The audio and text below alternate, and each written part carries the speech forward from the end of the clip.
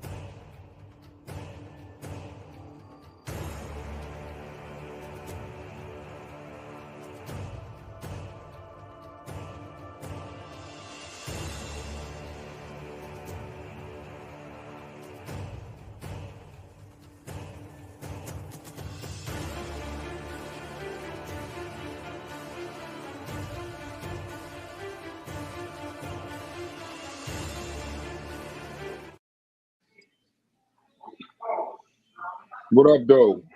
What up, though? Try Media in the building. Carnivorous Podcast is our first joint venture. Newest partner, fired up about it. We on both channels, Carnivorous Podcast and Try Media Innovations channel. So this is exciting. I learn something new every day fucking around with Chef. Do subscribe to both channels. So if you come in here on our channel to watch this, go over there and subscribe and vice versa. Come to Try Media. We'll put some links in the chat. Join the Discord, all that good stuff. I want to start off with something. It's been a great couple days, man. It's been a real good couple days. I would be remiss if I didn't start there. You know, I think some good things sometimes is healthy. When you're angry, stay silent. Don't waste your time with explanations. Sometimes silence is the best way to cope with your emotions. People only hear what they want to hear. Accept criticism, but never accept disrespect. The best way to respect yourself is to discipline yourself. Persevere and never give up on something that you truly believe. It's difficult to wait, but it's more difficult to regret. Don't let success go to your head. Don't let failure go to your heart. If you are a giver, remember to know and learn your limits, because the takers don't have any. Remember, it's better to cry than to be angry, because anger hurts others, while tears flow silently through the soul clean our hearts, giving us a fresh reset. When you're angry, I did everything. I showed them compassion. I showed them mercy. I walked away. I was the bigger man. And look what the fuck it got me. I built this shit. Me. Brick by brick. And I'll be damned if I let you tear it down just because you don't like the way another nigga talk. And please keep your heads down, keep your mouth shut, and let me get us out of this like I got us out of every other motherfucking thing out. Y'all want to go out on your own? Fine. But do not for 1 second fuck around with what I got to do to get mine. Because I promise you, there is nothing I'm not prepared to do. After everything I fucking did for you, you know. Enough said. We had a great conversation earlier about the LL Cool J list, right? And sometimes, like I said, we'll bring these voice chats live. I'm gonna introduce the brothers, but we're gonna play a couple pieces of the Shannon Sharpe interview. And because we're all from different areas, I think it's good to get points and perspectives from everybody. We got some people younger, some people older, some people in the East, some people in the South. So I think it's fire. But Chef, because this is our first joint show, I'm gonna let you go first. Introduce yourself and talk to the team while I set this up. Also, shouts to you, Donnie. I'm gonna make you a mod over here. So peace to you, big fella. I like the way you mod. What's going on? Y'all can hear me? Yeah, we can hear you. Oh yeah, man. Listen, this was a topic that DQ had jumped on. I had posted it on my Facebook. And DQ straight came on there and he challenged me. He said, whatever time y'all want to do it, you know what I mean, we could do it. So he brought it over to the Discord. So Brad said, man, that's a great topic. We hitting the button now, right? So it's not planned. We just going straight off the muscle. You know what I'm saying? We're going straight off the muscle. Pause. I can dig it. I can dig it. I can dig it. No, it's a good topic, bro. It's a good topic. Hell yeah. So, you know what I mean? And yeah, it's been a good couple days. And I say this before we start. People don't know how you can use controversy to flush out some things. You dig what I'm saying? Or to make you to sharpen your spear, to make you actually, hone into what you actually supposed to be doing. So you be surprised with, y'all can see what could look like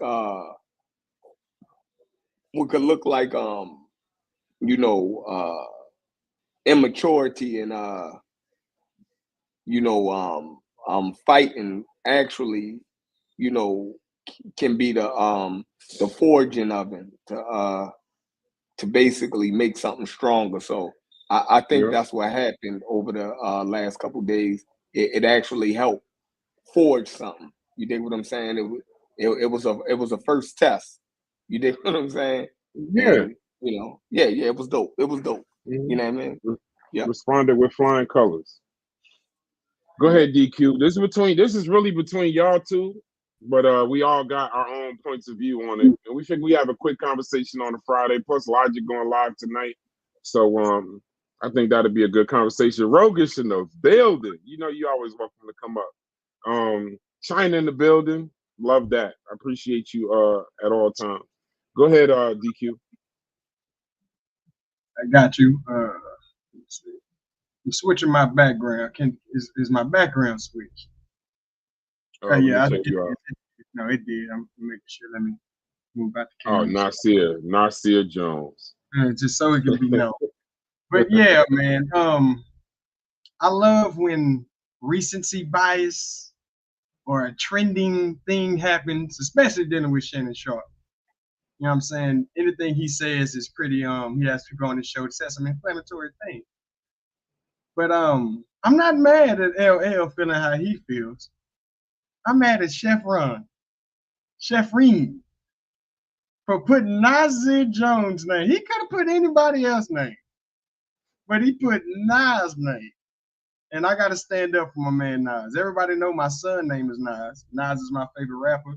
I went to Queensbridge and walked at 6 in the morning, no reason, tripping. But I just wanted to feel the essence of what he did. But yeah, we definitely want to have this argument. I got some stats, I got some records, all on the fly. We gonna make it happen. Salute to my man Chef. Salute to Tri Media. We steady growing. Let's get it. Pitts in the building. Speak your piece, G. What up? Peace to chat. Thank y'all for stopping in. Please hit the like button, share if you feel necessary, subscribe, hit the notification bell. I think we keep leaving that part out. We just want to remind people that follow the different platforms. Definitely interesting topic. The GOAT is back. Obviously, he's on a album tour. I believe he has an album coming out later this year. Jay-Z ain't got no album coming out. What the hell are you talking about? But I don't know who that is. But you know, I'm talking about the GOAT you have on the screen. You know, hey, who ain't afraid to get in front? Shannon Sharpe is the GOAT. Shannon Sharpe is the GOAT tight end. Hold on. We need to start the show, y'all. I know. I'm just saying. Slicing out here, y'all. Look out. Be careful. Supporting you. Knives is sharp. You know, a person who's not afraid to get, you know, in front of the camera and much less on the microphone. You see the GOAT on the screen, LL Cool J. You know, unlike some other people's GOATs, you know, who likes to hide out. But definitely a good show. I look forward to hearing DQ and definitely welcome the Chef and the Carnivorous Podcast, the Carnivores, all of y'all welcome. Corey, where you at? Where Corey at? Corey, it's a little early. Yeah, it's a little early. But probably building waters to feed the Bite of Benin. and hopefully by the end of the show, everyone will have their top 5. Actually, since this is a Rushmore show, it's more difficult. You need a top 4 now. So we're going to stick with the theme of the show. And everyone should have at least their top 4. And definitely in the chat, your top 4. From any era, any decade, without explanation. Is cool. That's it. Yeah. All right. Logic, where you at?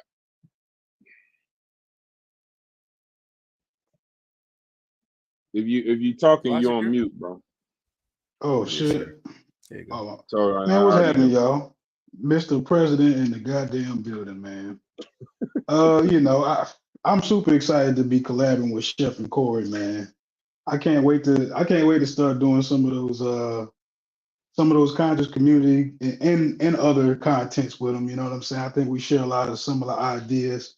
Can't wait to make some of the conscious wokes a little mad, you know, and actually kind of steer them in the right direction too at the same time. I'm cool with them being a little mad at me. I ain't tripping.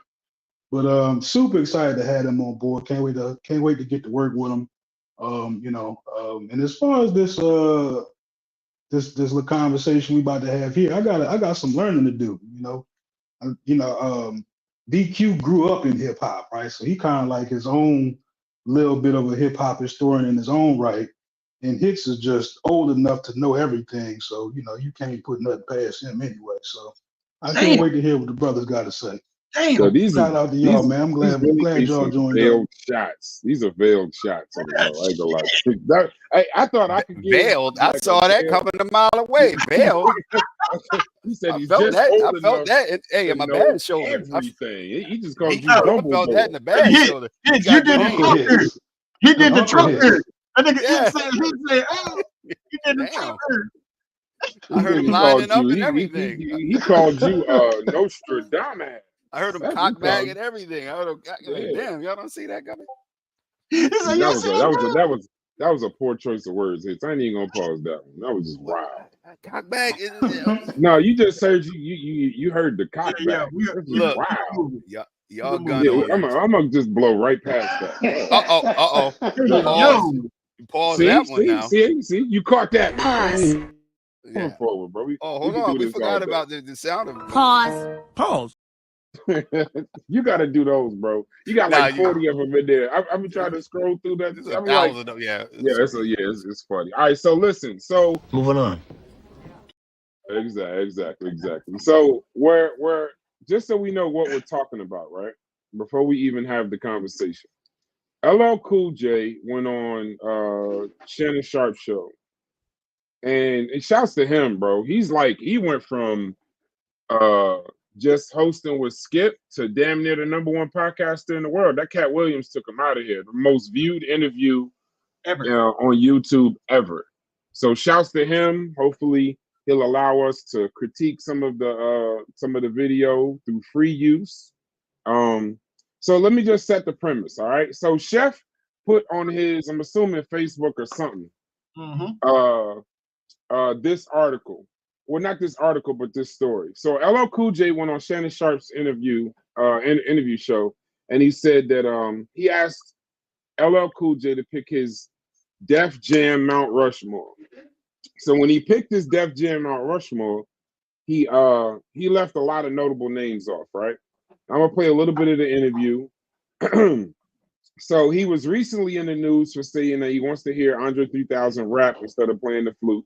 But I don't see how that's controversial because we all would agree with that. Not controversial. We all. But then now, during a recent appearance on Shannon Sharpe's club Shay Shay, he was asked to name his Mount Rushmore of Def Jam artists.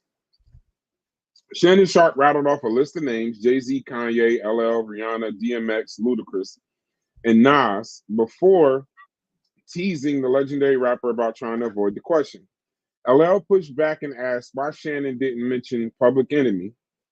And then he said, it's LL, it's Public Enemy, it's the Beastie Boys, and it would have to be Slick Rick because it's Def Jam.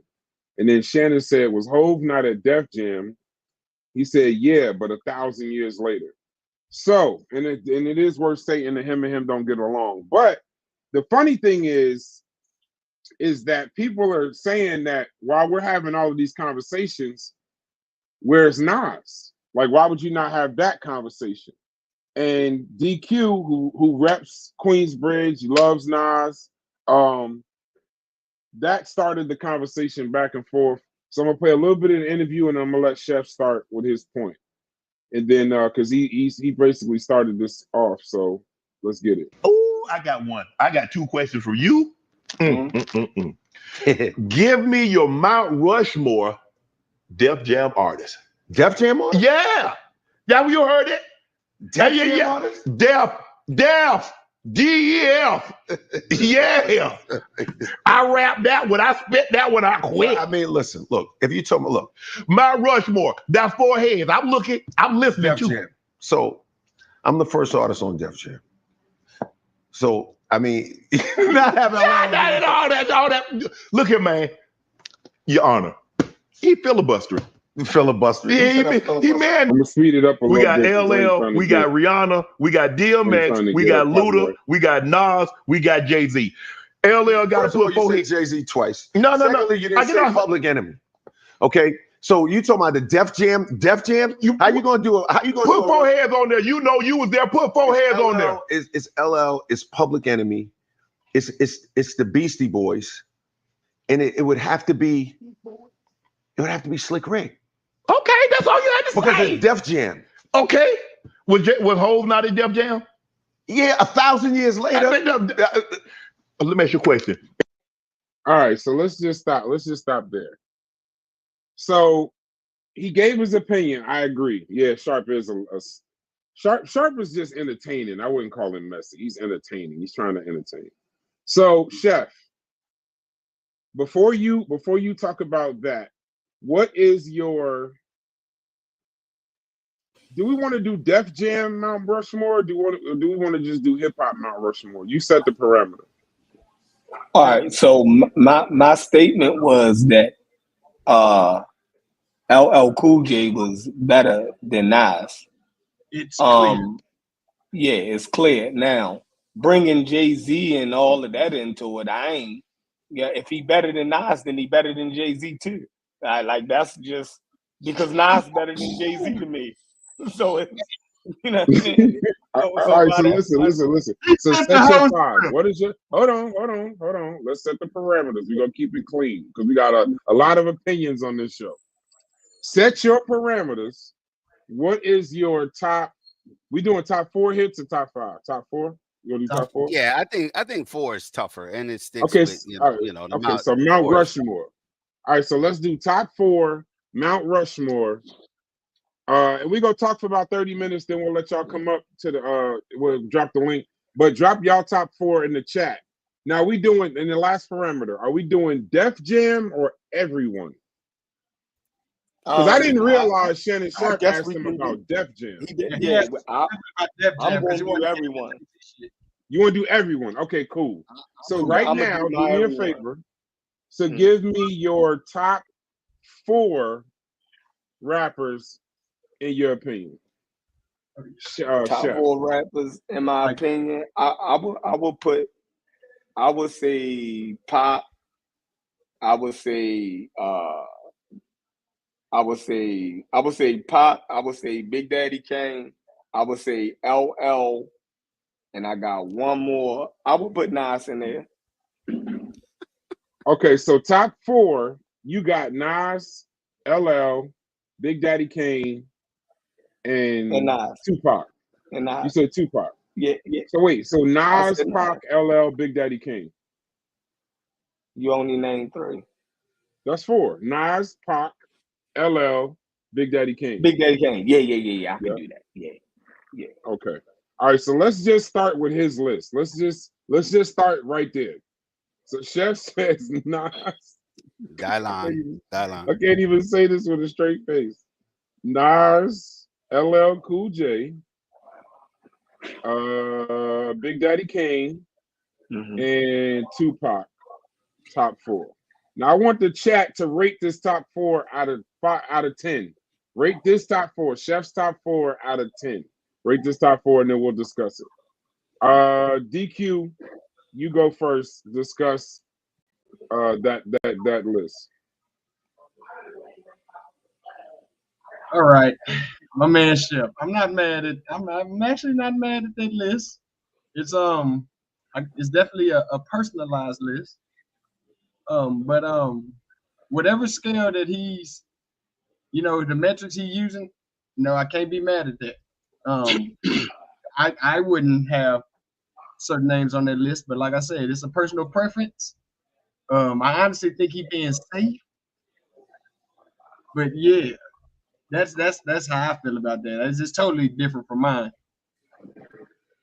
So how's that safe? I'm going against the grain. I think you're about to be safe. Oh no, mine never changes. I jumped out the window. Oh no, okay. I said what y'all wouldn't say. So safety, my safety belt off. I got my safety belt off. If that's cool. I love it. Cool. I'm with the shit then. They riding dirty, y'all. They riding dirty. Fuck it. We getting tickets. Wait, and that is the title from a artist. That is the song title of an artist who would never make any top 4 list, even in his house, riding dirty. Go ahead. Hey, hold up. Rate that list. Hold up. You just threw a shot at my man Chameleon there, man. I'm just letting you know. Was rude. No, hey, listen, I'm just keeping it. Hey, okay, in the chat, if any of y'all got Chameleon there in y'all top 4, just say yes or no, bro. So I can block you. But we ain't talking about who go not ahead, in the top 4. Be here all year. I just have to address the shot. I heard it. And then, hey, yo, put y'all lists up, right? So that so we can critique your list too. We're gonna critique other people's lists also. This is a critic show. We're gonna be critics today. Come up, Logic. Let me get back on the list. Go ahead. Right.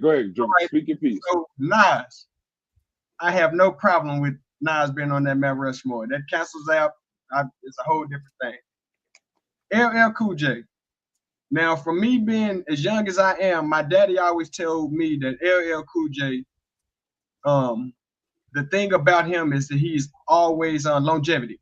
Pause. Let me just go and pause that. But the longevity in his career and how he just stays at a level of interest.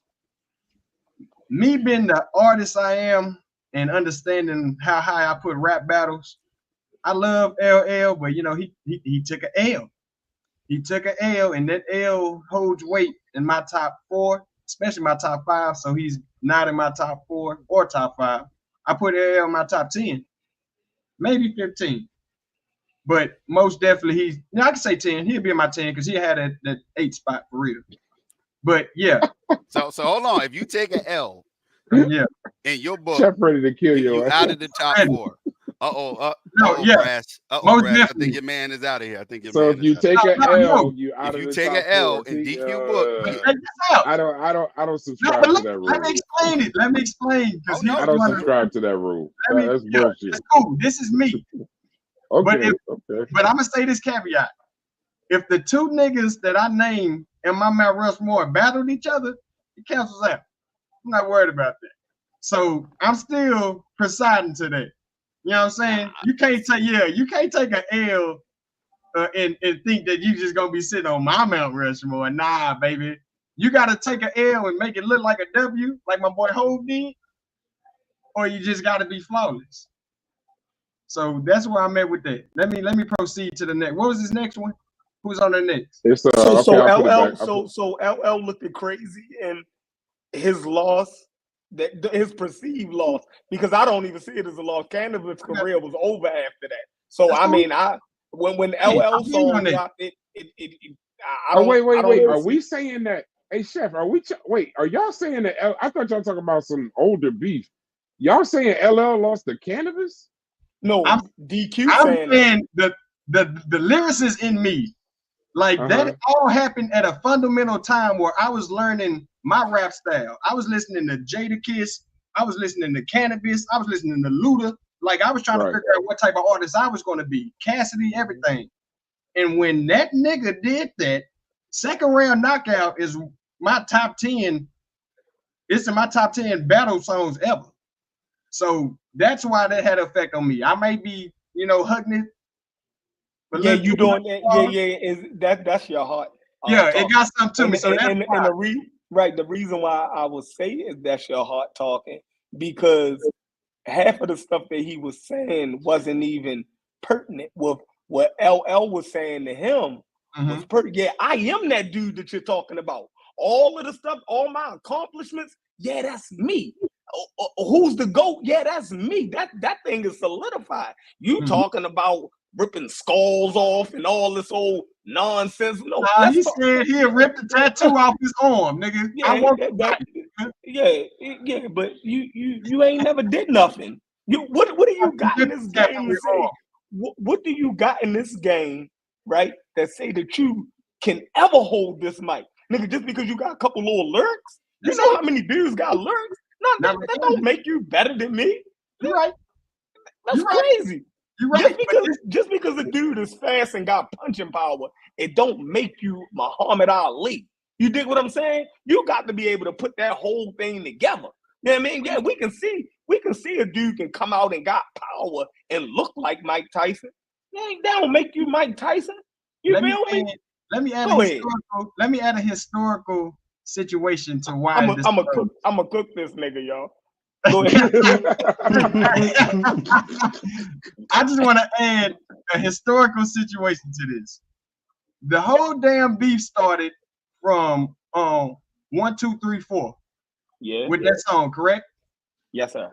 Now, with me being an artist, 4, 3, 2, 1. Yeah, 4, 2, 3. My bad. 4, 2, 3, 1. Now, let me say this.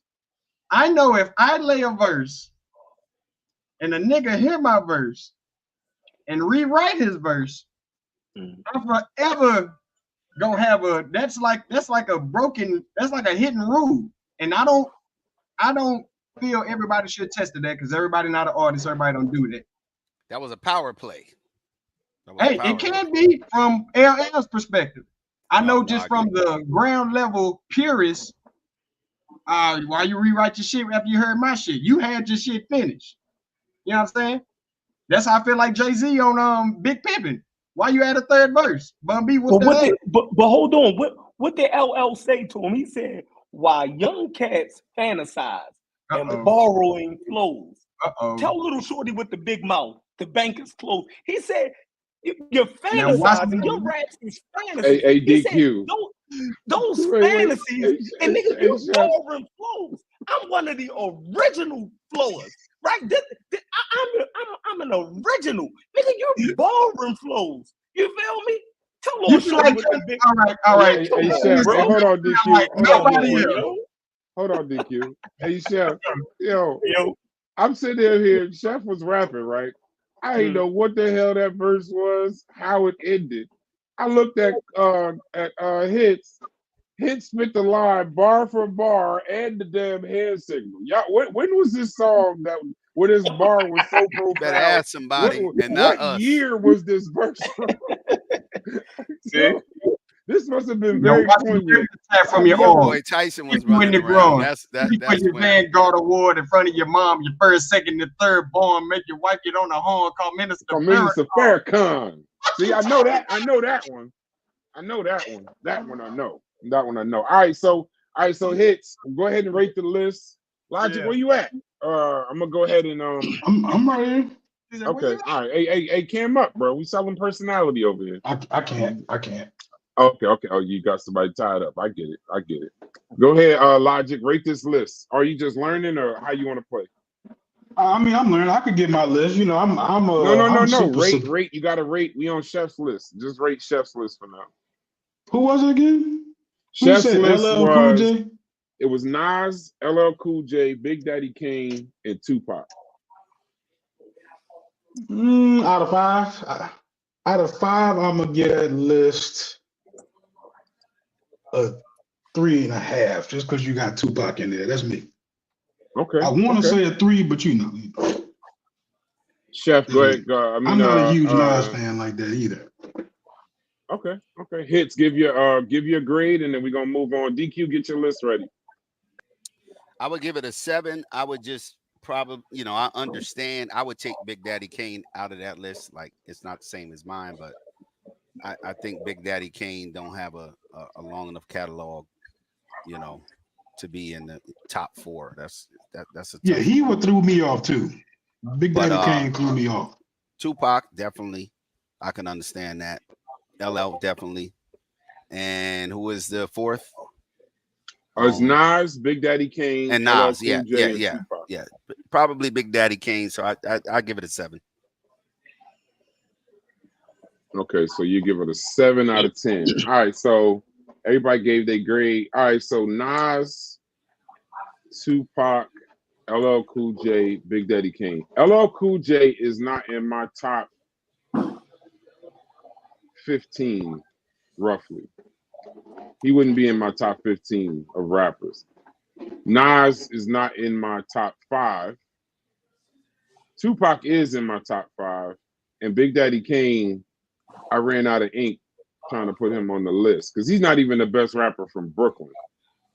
So, yeah, I would still, though, because I don't know Big Daddy Kane's contribution like that. So I would still give it like a 6 out of 10. Because, I mean, Nas and Tupac is in a lot of people's top 5 lists. LL Cool J, some people do call him the GOAT. So, no, I'll give it a 7 then. Because a lot of people do say he's the GOAT. He actually is the person that coined the frame in hip-hop GOAT. They say he was like the first person to use it. So I give it like a 7 out of 10, though. I give it like a 7 out of 10. Hey, I just want to say this. All New York, though. All New York. All New York. I mean, I think you could say Pac is somewhat from Baltimore, but I think he got his growth in New York.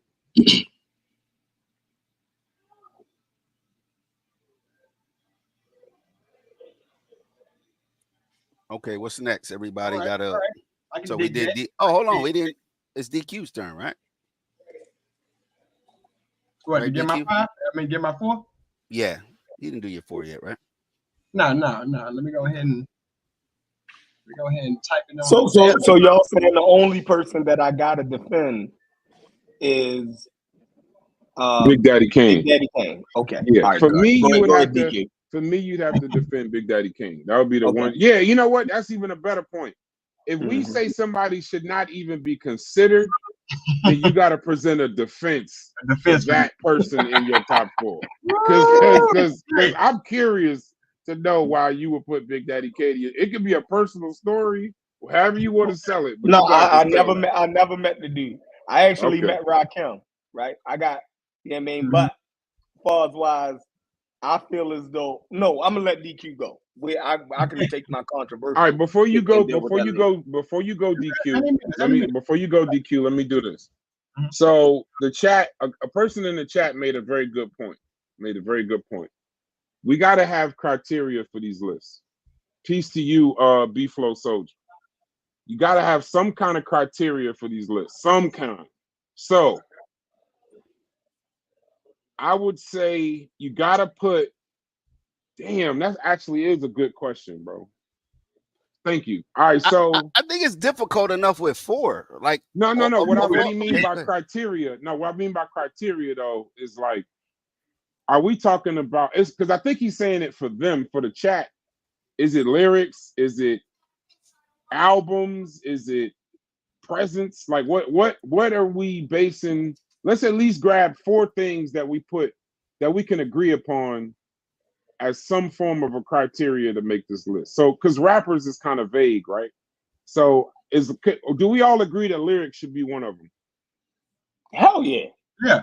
I encompass that as being a true MC. That's how I look at it. When we say rapper, I look at just a purist MC with it. So, because that way, and another reason for criteria would be another reason to say how he make the list if we talking about these 4 things. So, let's say lyrics. Are you saying? And also at some show, we some point, not this show, we got to do female rappers because that I'm not doing that. I'm not doing that. Not this show, but we at some point we got to do. We're gonna get some sisters involved. But okay, lyrics. I don't even listen to that. That's like the WNBA. I'm not watching. Hold on. So hold on, lyrics. Wait, I promise you, you're good. That's a clip. I promise you. Y'all didn't kill me with that one. That's crazy. That nigga said, no.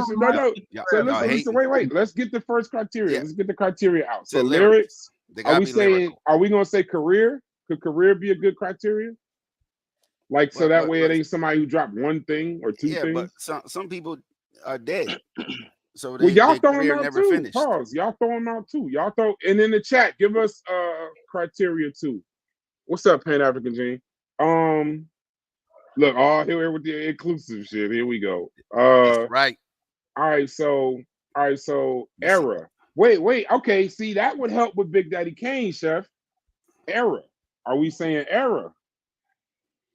I'm talking contribution and impact. Okay. Lyrics. Do we all agree on? Wait. Do we all agree on contribution and impact? I'm trying to get past lyrics. Impact, lyrics. Yeah. No, lyrics. Okay, so we had lyrics impact. And impact. Come on. I think catalog. How do you not discuss catalog? Catalog. You can do catalog. Yeah, you gotta do catalog. And then we need one. Because Tupac makes for me just off of catalog.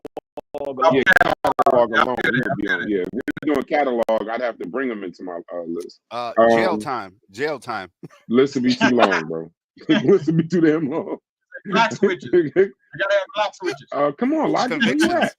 Convictions. Let's see. What about? All right, so we had 3. So we had catalog, impact. We could influence and impact. I think are the same thing. Yeah. Influence and impact, catalog, lyricism, and then y'all bugging with the jail. Bro, I think we should say albums, bro. Because at some point, that's catalog. That's catalog. No, catalog. He all Jay-Z to be in is so bad.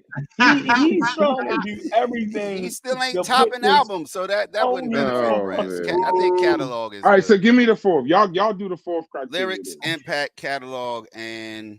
Yo, Vyasa says Seabirder will win jail time. He get the lifetime award. No, he get the life.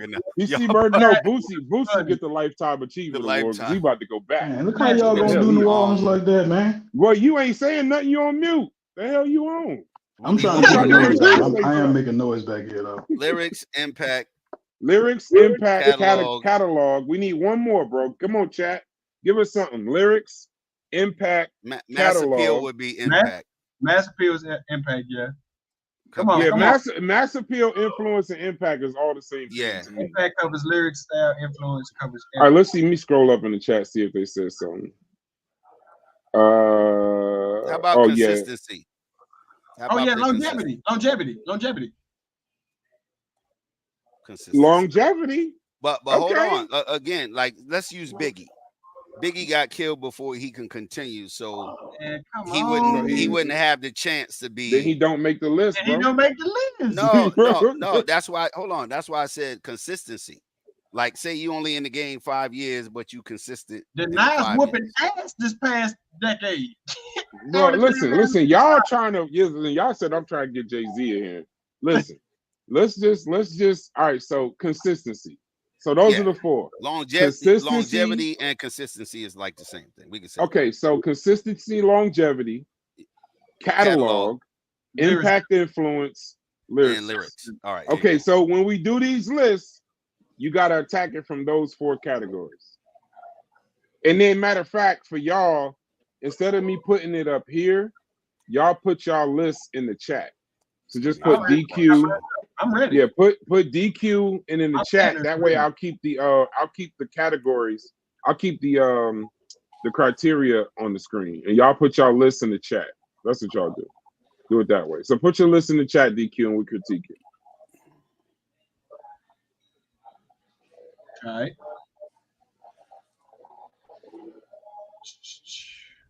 Start. Here we go. My bad. Yeah, man. This is. I like this. This is a good show. This is about a 10-episode show. Yeah, this is a 10 episode. Because you know what's funny? Not get through I think all at some point we should do era though. We should do era. Because that would you leave out a lot of people if you yeah. Top you're gonna leave me out of conversation. You get too far back. Well, my list is D, Q, Ham, 10. That's the list. Try me, one is D, the second is Q, the third is Ham, the fourth is 10. Y'all don't understand how funny that shit was, bro. Because I was in front of all my boys, and that nigga Chef said, "DQ want to put himself in his top 5." Bro, that was yeah, that sounds like some shit Chef would say. This nigga wouldn't put himself in his own top 5. That shit had me crying, boy. They bring that up every time. But that's what I mean, bro. Somebody got to actually say the thing that don't nobody else want to don't nobody else necessarily want to say it, but it is the truth. But a nigga trying to be nice, it's like, yeah, I'll fuck about that night too. Let's get to the said, fuck that shit. DQ would have put DQ in his top 5. That was funny.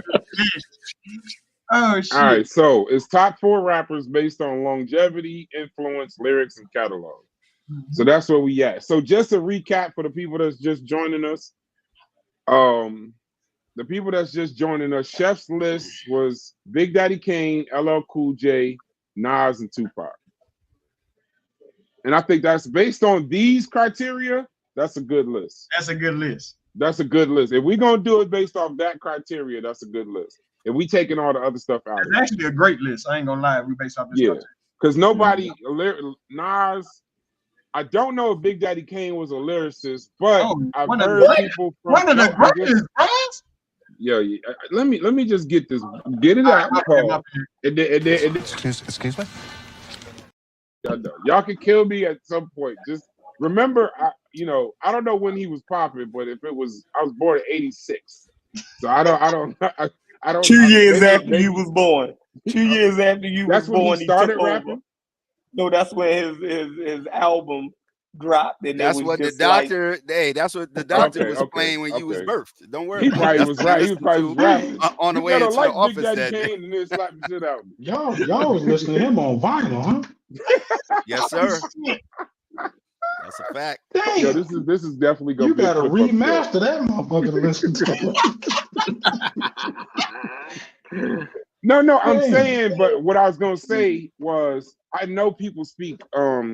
Shout out to Versus, Swiss Beats and Timbaland, because I know people speak very highly of him, because when he did that battle, they were comparing him. Who did he battle in Versus? Was it Rocky? KRS One. No, what? Big Daddy Kane. You said Big Daddy Kane? Yeah, it was KRS-One. It was KRS-One. Okay, and I know this his catalog ain't big enough to deal with. Yeah, I know he's from. Yeah, you're right, Rogish. Classes in session. I don't know all of this, so it's good for me. It's a learning experience.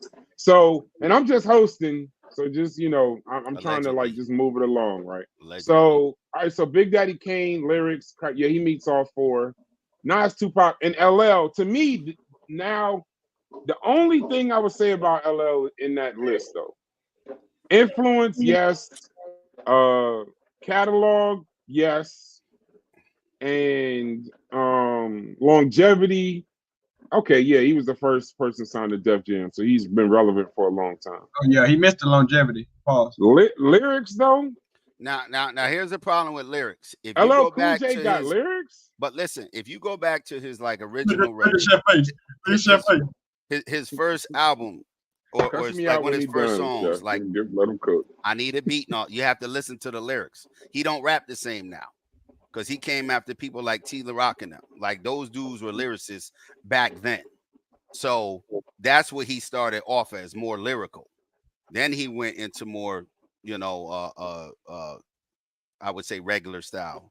But his early record, if you listen to his early singles, he was definitely lyrical. So by that day's standard, just say that.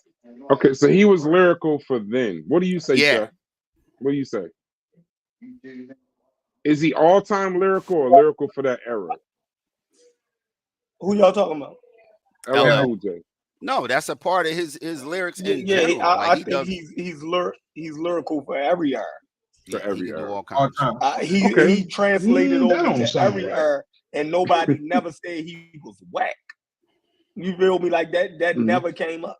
So go ahead. Logic, go listen to I Need a Beat. No, let Logic. No, just so he knows what people are, not now, but if you never heard it, then you don't, you can't say he's not. But when you get, I ain't saying he's not, because I've heard this from somewhere before, but to say that like he's going to remind me of like a Jay-Z or Fabulous or somebody who we would consider lyrical today, I don't see that. That don't make sense to me. But to me it just don't make sense. That's all. But why? Punchline lyrical. That's I mean, because they flow He was got a little punchlines different. They beats was a little different. Like No, like I'm if talking I about listen, like if I go back and listen to KRS-One right now, it's not going to appeal to me the same way a lyricist would today. Right? That's just me. That's my experience. Okay. So what they saying don't mean they're right in ability. You saying it has to be with the beat. You can't. So you're telling me if somebody composes a written treaty and you look at that, you can't see the intricacy and see what they doing. It has to be to a beat. It has to be to a modern beat for you to understand that this guy is just as talented as the rappers are today, or probably even better. It has to be to the current pace of the music for you to. I mean, for my ears to say that, I need that. So this is all about how it sounds to me. Yes, absolutely. I'm giving you my personal experience. So lyricism. So we can take lyricism out of it for you then. Nah, I mean, I think y'all might. You're saying that the lyricism. You're saying that. No, I'm giving y'all credit to where like y'all might appreciate the art at a level I might not be able to. Right? Like I got my picks and chooses, and to me, it's more about sound than I just a lot of times I just want to nod my head to music. I'm not like scoping through the lyrics line by line like that. That's not usually how I appreciate rap. So can I give a disclaimer? That might give a disclaimer. Let me give a disclaimer real quick. Logic is from New Orleans. So I listen, I'm not trying to, and I don't even mean that as a shot, but I understand what he means because I can understand what he means because Lil Wayne is probably the most lyrical person from down there, but it's a lot of rappers necessarily that they were like. So it would be more about the bounce, the sound, stuff like that, how good the record is.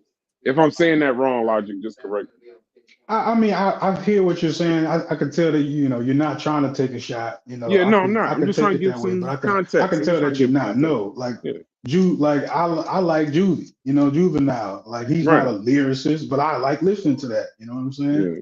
But so for me, it is about. He's definitely a lyricist. Yeah, Juvenile is a lyricist. Definitely can spit. 400 degrees. Chef don't know none of Juvenile lyrics, my chef. No, 400 I mean, degrees. he's got lyrics. Don't get me wrong, but I wouldn't put him. I wouldn't put him in no category of somebody like a Jay-Z or a Fabulous. But now That's you what I'm bugging saying. now you bugging the fuck out. But See, don't worry see, about it. Yeah, you see, bugging Logic, out. it don't last long. What you doing? Yeah, you bugging the hell out. Because he got a country sound. Y'all saying that Juvenile can't No, spit? hell no. No, he I can- didn't say I didn't say he can't. I didn't say he can't spit. Like you, listen. You are one of the as far as intelligence and conscious community, I give you all that credit. But then I'm not also gonna say you did as much for Black people as Martin Luther King did. Like, come on, Juvenile and Jay-Z is two different levels, bro. I wouldn't even put Juvenile. Not lyrically. Not lyrically. Yeah, I wouldn't put Juvenile. He couldn't compete with anybody on your list, but he is lyrical.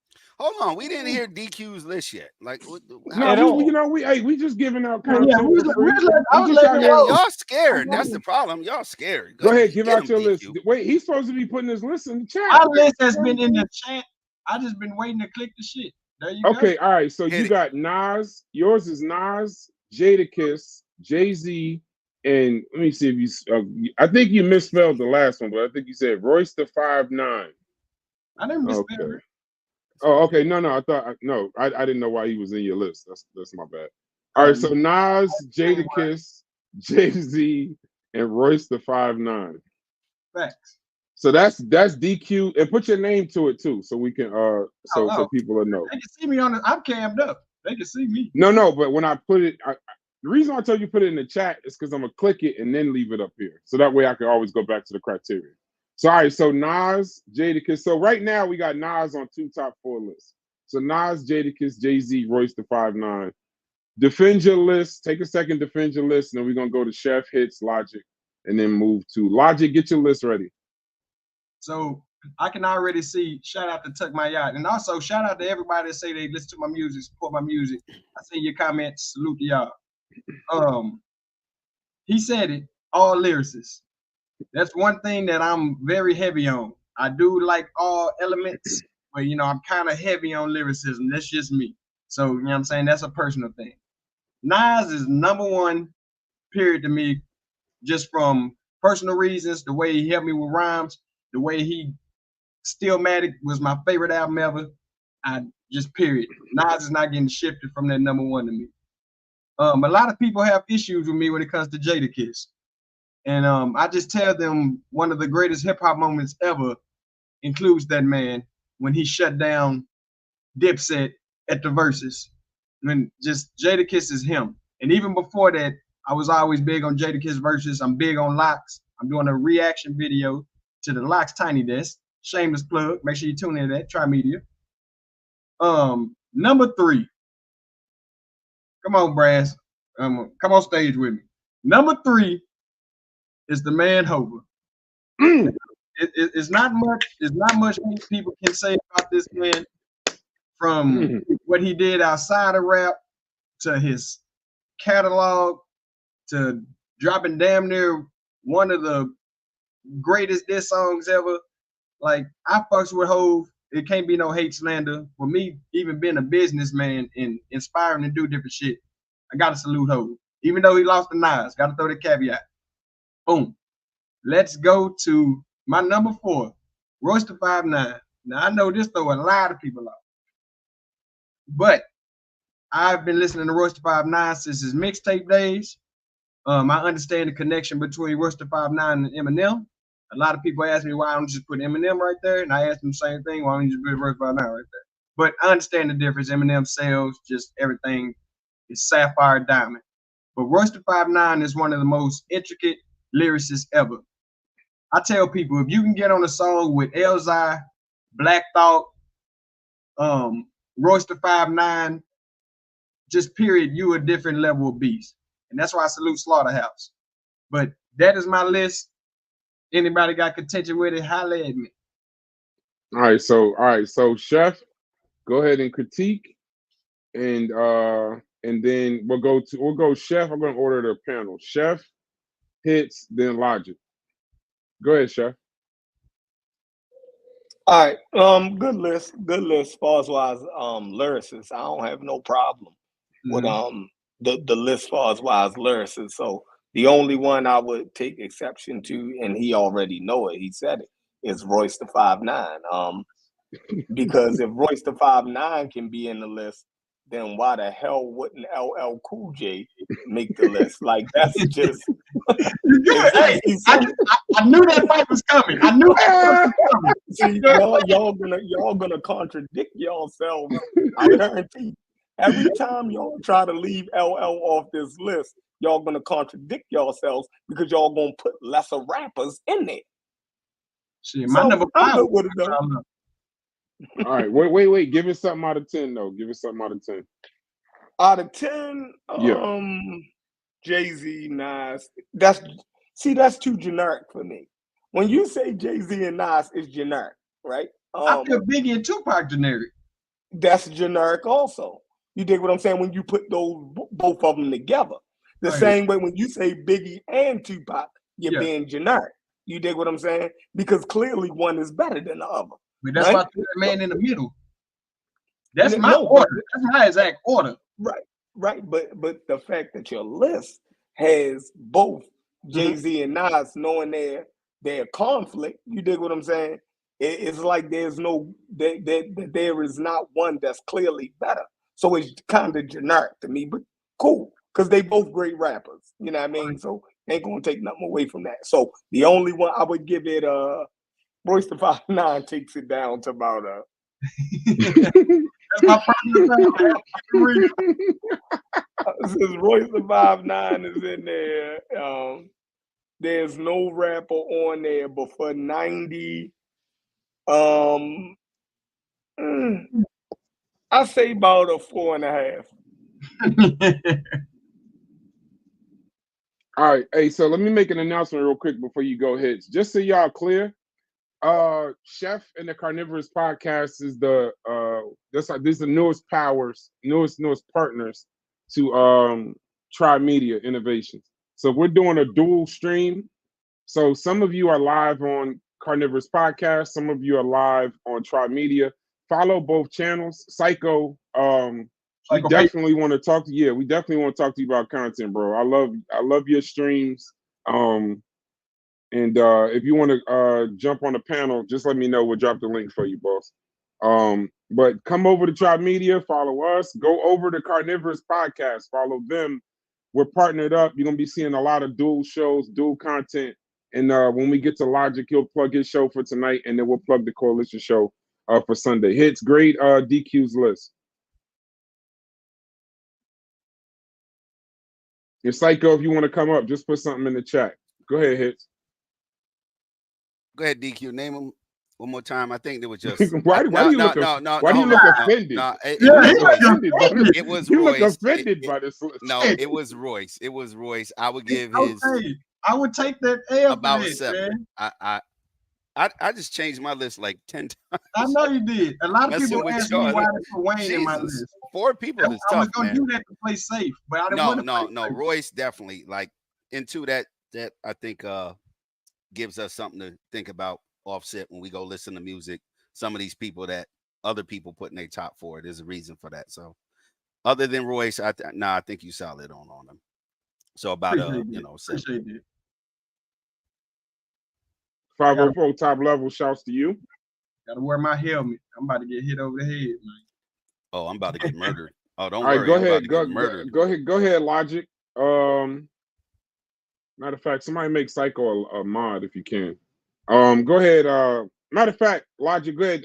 Critique DQ's list, and then before we get into hits, I'm just gonna announce some of the stuff in the chat because they're putting some pretty decent, kind of strange lists in here too. Go ahead, Logic. It was Royce the 5'9". You got Jay-Z in there. You got Nas in there. Who was the other 2? I had Jadakiss.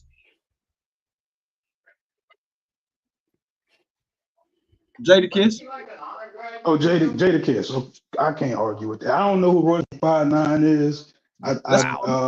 For some reason I trust you a little bit though, DQ. But so I'm still rating out of 5 the same way I did Chef's list. I'd have to give his list a 4.5. Okay. Somebody make Adrian a mod. Somebody make Adrian a mod. So I respect it. I think I could listen to that list. I'd enjoy listening to that list, that catalog, a lot better than I like listening to Chef's catalog. That's just me personally, though. Damn, that's just an indirect stray. You just No, I mean, you know, Chef it's about preferences. Chef in Baltimore working, and you just hit him with an indirect stray, just like your list is high. I'm glad Chef is in between me and Logic, so Chef gonna catch. There go Brad trying to start up something, man. I'm hosting. I'm trying to keep it. My list ain't gonna be nothing but y'all would sit up here and rock in the car. Because I'm gonna start out by saying something unnecessary, even though he ain't on the list, yo. You know, Stevie Wonder's probably my favorite artist. Yeah. Hold on, you blind as hell for that. Give me 1 second, bro. We gonna get your list. Get the fuck out of here! The fuck out of here with that list. Well, listen, we got you. Just hold on. All right, hold on. Let me show the chat some love. We got a lot of people in here. Don't forget, this is a dual channel stream. So some of you are watching this on Carnivorous, some of y'all are watching on Tri Media, but if you're on either one, leave off and go follow both. We're partnered up, we collaborating, not competing. I think it's amazing. You know what? Hopefully it's a day we could stream live on 10 people that's trying to build their channels. That's a dope idea, Chef. I appreciate that. Because I know if True Savior was here, just think about that. While he's away doing whatever he's doing, he got responsible people that could build his channel, build his content. And then when we go live with the Coalition show, we go live on multiple channels. You go live with True Savior show, we go live on multiple channels. I think we're gonna add that into the business. I like that. It's a damn good idea. All right, so I want to go through the chat real quick. So just so y'all know, here's the criteria though. The criteria is not favorite. It's top 4 rappers based on longevity, influence, lyrics, and catalog. Before I get to Psychopathist, so somebody said, all right, so this is Thurman. What up, Thurman?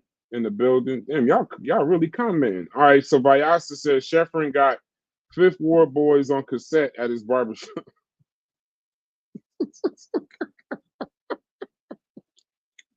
Oh my God. The fact, if y'all don't know Fifth Ward Boys, check it out. Chris Cross said my top 5 consider of more modern rappers. My current top 3 is Ransom, Sire the Prince, and Jujilla.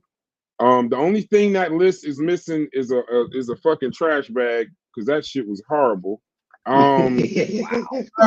Vyasa, that's anybody could get it. No. Hey, I'm hosting. I don't got to give a list. So all I can do is critique.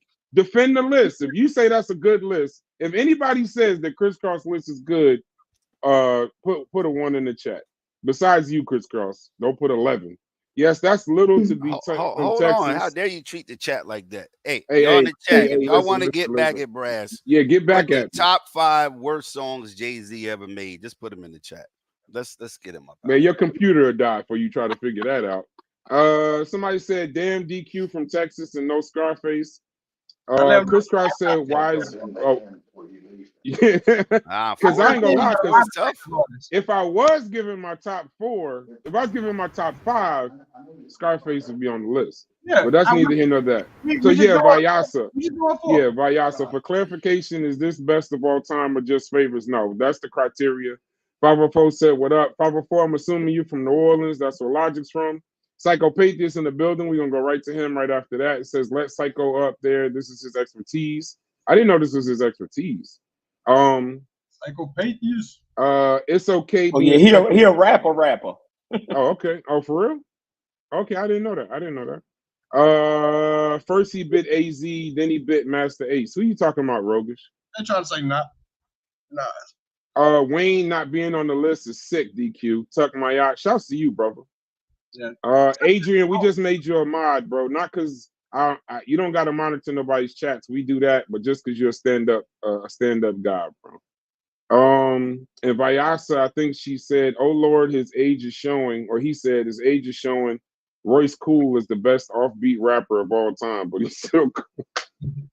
Now that's Sip the Shock. I actually agree with that. He is very good offbeat rapper. Yeah. I'm gonna just say one thing about Royce the 5'9".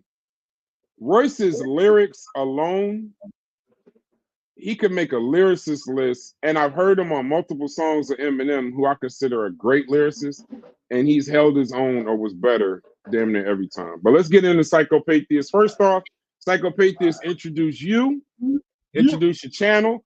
A lot of times, this is Tribe Media. We're new, so we don't. They know you, right? But I don't necessarily know everybody. But since we've been having these hip hop conversations, when we log off, I'll see that you'll be live. I saw you were talking about the Lord Jamar conversations, and I like your lives are more inclusive. So I appreciate it. So shouts to you, and we wish you much success. Hopefully, we can get together and do some content. Leave your email in the back chat. Introduce yourself and give us your top 4 list, G. Peace. Yeah, Psychopathy is, I've been around for a minute. I've actually started off in the hip hop side of things, battle rap sector. I was a part of URL, Smack, and everything. So, that's where I know you from. Oh, okay. Yeah. Okay. So yeah, I've been a part of this hip hop culture as long as I can stand up and turn on the radio. So and I'm a 70s baby, so I've been listening to hip hop since it started playing on the radio. So yeah, I got a long history with this stuff. But yeah, so because of that and everything else, and because of the area that I grew up in, which is Northeast, North New Jersey, Stop! Yeah. I'm not gonna let you go right past that. Where the hell did you grow up in Newark? Because I grew up in Newark too. So where the hell did you grow up in Newark at? I grew up out there by Westside Park, over there by 63rd. Oh shit, stick and stab.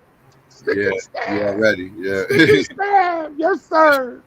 Yes, sir. Hey, slowly but surely, bro, Jersey's about to take this whole shit over, bro. Every time somebody come on the panel, they tell me they're from Jersey. True savior from Jersey. Okay, go ahead, bro. 440 Washington Street, 17G. Graduated from St. Benedict's. Oh, okay. Let's go. All right. So what's your top 4 list? I got some biases with mine because of the everything. Because the people that motivated me for the most part to actually pick up the pen and pad and start writing. So my Mount Rushmore hasn't changed in over 30 years. But my Mount Rushmore is Big Daddy Kane, Cool G Rap, Rakim, and KRS-One. That is my Mount Rushmore. All right, so wait a minute. Big Daddy Kane. Could somebody make a banner real quick? Big Daddy Kane. Say it again. Big Daddy Kane, Rakim, and KRS-One. Somebody make a banner of that real quick, because I want to critique that list. And to be sure, hold on. Cool G Rap is my favorite rapper. You said that before. He's my person. Yeah, he's my favorite rapper, but I didn't put him on the list. You know what I mean? Because we're talking about Mount Rushmore, and I can make an argument for Big Daddy Kane over him. You know what I mean? So go ahead. Yeah. Now I'm getting a little frustrated. Here's why. Now I'm kind of disappointed in myself. Because that's 2 people that I would consider intelligent and got good taste in hip hop. And they both said Big Daddy Kane, and I said he didn't even belong on the list. So I'm interested to hear why you would say that. So did we put his list in the banner yet? I want to go over his list. Hold on. I can't hear you, DQ. My bad. I was over talking like me. He said Rakim, Cool G Rap, Big Daddy Kane, and KRS-One. I want to go through that list. I got it. Y'all got my And then I want to go based on the criteria. And once again, and I think I'm gonna pin the link to the Discords. Join the Discords. If you're not in the Discord, you'll be a part of these conversations before we even do these shows. Carnivorous, man, Chef. And what's up to you, Psycho, man? I thank you earlier already. My reasoning behind my top 4 mainly is because those Go one by one. Okay, well, one by one. Okay, well, we can start with Big Daddy because I think that's what you asked me about first. Right? Okay, go ahead. Well, yeah, Big Daddy was a part of the evolution of lyrics changing to what we know today, right? A lot of MCs of the 90s framed a whole style around Big Daddy Kane, Jay-Z being one of them. He took a lane that LL created and tried to ride that lane. I think that's where he messed up at. That's kind of where his career fell off. But I remember the Big Daddy Kane that came out with Just Rhyming with Biz, and when the original Raw came out with with Cool G Rap. The first time I heard Raw was with him and Cool G Rap. That's actually the original Raw. A lot of people don't know, but that didn't make the album. But the album cut Raw still was like classic. You know, like I said, he molded and shaped a lot of people's way of spitting bars and catching metaphors and everything else, while catching a lot of compound words in between. He really he really kind of mastered that whole format, and he's still good at it too to this day. And see, Rakim, what do I say about Rakim? Yeah, you don't got to explain that one. He is the change, right? He is the flip from the yes y'all to you actually having to listen and concentrate to what a person is actually saying. So that goes without saying. Cool G Rap is the person that actually did like make me feel like I can do this. If I want to do this, I need to sound like him, because he was kind of like the bar for me, because like he resonated with me just off the content that he was spitting about. I was running around in the streets a little bit, and I kind of resonated a little bit more with him than Rakim, more conscious hip hop. You know, I appreciated Rakim and everything else, but Cool G kind of was more of my speed as far as like, you know, as far as what he was talking about. He was a little bit out there. Now, you know, I got a warped brain sometimes, and so I kind of resonated a little bit with Cool G Rap. But Cool G Rap, lyrically, Cool G Rap is so underrated, and a lot of people don't understand the way he framed words and the way he structures his bars. He catches words in between sentences and keeps it going for about 8 straight bars, and if you're not paying attention, you won't even catch what he's doing. So he like, his name is the Cool Genius of Rap. That's what the G stands for, and it's very apt because he is a genius at this lyrical game. And KRS-One, you know, Chris is the teacher. You know, he been pissing me off lately with some of his comments and everything else. I try not to hold that against him and remember the Chris that I fell in love with back in the day. But you know, he's the teacher. You know, he kind of is the father of the whole conscious hip hop era. You know, and that whole movement, he kind of was the standard for that. You know, he was one of the people that actually was trying to put education out there through hip hop. You know, trying to edify the people and everything. He wasn't the only one, but he was like kind of the face of it. You know, he was the face of the whole self-destruction movement and everything else. Yeah, that was his brainchild. And you know, amongst a couple other projects, he also a main catalyst for trying to keep hip hop going. Like, but before the 50th anniversary, most people didn't care about the history of hip hop. Most people didn't care about the history of hip hop. You rarely heard that conversation going on. If you tried to have that conversation, they'll just ho hum you and want to talk about Kendrick and J. Cole and everything else. Y'all old school. We don't want to hear about that stuff, right? But 50th anniversary, there's this sudden new interest to the history of hip hop now. But Chris always kept that history. Like he had the whole hip hop temple, you know, the whole museum out there that was struggling to stay open, but he was on it early, you know, trying to keep the history ever since the 80s, you know, and trying to keep it intact. So I appreciate him for that too, because he actually does embody what the culture actually is. So that's why I appreciate Chris. All right, so I'd be remiss. We're gonna critique the list. Everybody get a chance. I don't know how long you can stay. You're welcome to stay as long as you can. You come with great references. Pause. Damn, that's wild. Go ahead, Chef. Grade that list. Psychopatheist, he says it's on there. It's Big Daddy Kane, Cool G Rap, KRS-One, and Rakim. Grade that list. Great list. Great list. I rock with the list up into KRS-One, but I understand his impact. I just didn't like KRS-One as a rapper. You dig what I'm saying? He wasn't my cup of tea. Even though, like I said, I used to walk to school in elementary school, and me and my friends, we used to sing Criminal Minded. Like, he had it. You dig? He had songs. You did Love's Gonna Get You. All of that, we used to word for word. You dig what I'm saying? If it wasn't that, it was EPMD. I mean, we used to just DOC. We memorized all of their songs, and we used to. But he wouldn't go on my list. But I understand why he there. So I would give his list. Cool G Rap is my favorite rapper. So I got to give his list a 7 because I don't think Coogee Rap belong on the list. You dig what I'm saying?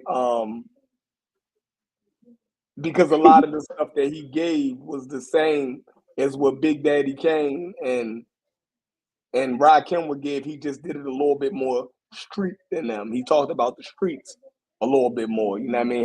You know what I mean? So, and he was the father, like the fast-paced lyricists. You know what I mean? That continuous flow. He could just flow. So I give it about a 6. KRS-One is really fucking it up for him. You dig what I'm saying? But I understand why he there. I wouldn't say none of those people didn't belong there. So that's what's up. Hey, so real quick, I'm about to show my ignorance real quick. And it's gonna sound crazy, but Coogee Rap is the guy with the lisp, right? He was on yes, sir. Yes. He was on Yeah, The Simple. Okay. Yeah. My lyrics. And also, like, Big Daddy brother. Kane and Coogee Rap was in the same crew. Like a lot of Juice Crew. Yeah, so you got two people like them with all that impact in the same crew. Somebody said Corona Queens, baby. Yeah. Okay. Corona. Yeah, I just want to say that the majority of these lists, even though we from all across the country, for New York not to be relevant is killing damn near everybody's top 4. Since the South got something to say, I ain't heard one South rapper in the top 4. I'm about to change that. Okay, wait. Let's grade Psychopathia just in case he got to go. Corey, bring your ass up here. Okay, you could just be on the paddle, bro. You home. Go ahead, Hits. Grade this list. I agree with a lot of what Chef said. I would give it a 7 only because of the longevity. Like for G Rap, you don't get the longevity. You got the lyrics, you got the impact. You don't have the catalog, and you don't have the longevity. But definitely, the first 2. Big Daddy Kane. He got catalog. I wouldn't, because after Live and Let Die, you know what I mean? You got the Giancana stuff, right? And Giancana, yeah. So it gets kind of, but most people ain't even really listen to those albums. Mm-hmm. After 4, 5, 6, it kind of, you know what I mean? But it was some gems on them, so I still like them, but because I'm a fan. So Rakim, he just dropped the album. I don't think I'm crazy about that one, but lyrics, yeah, I'll give him that one. And G Rap, I already said that. Big Daddy Kane, Rakim, KRS-One, he has the lyrics, he has the impact. I think he has a catalog, and he's been consistent. I think he has like 20 plus albums. Hey, Chef. Posterior's thought said that LL used to get jumped once a week.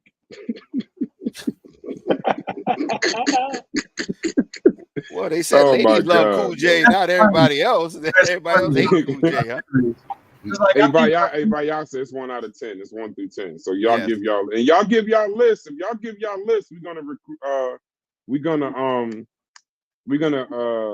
rate those also. And Vayasa, you got to leave one comment on Trot Media so we can make you a mod. Because some of y'all, I recognize y'all names, and y'all mods on other channels. Y'all are responsible. All right, so grade his list, Hits. Oh, you did it already? DQ, grade his list.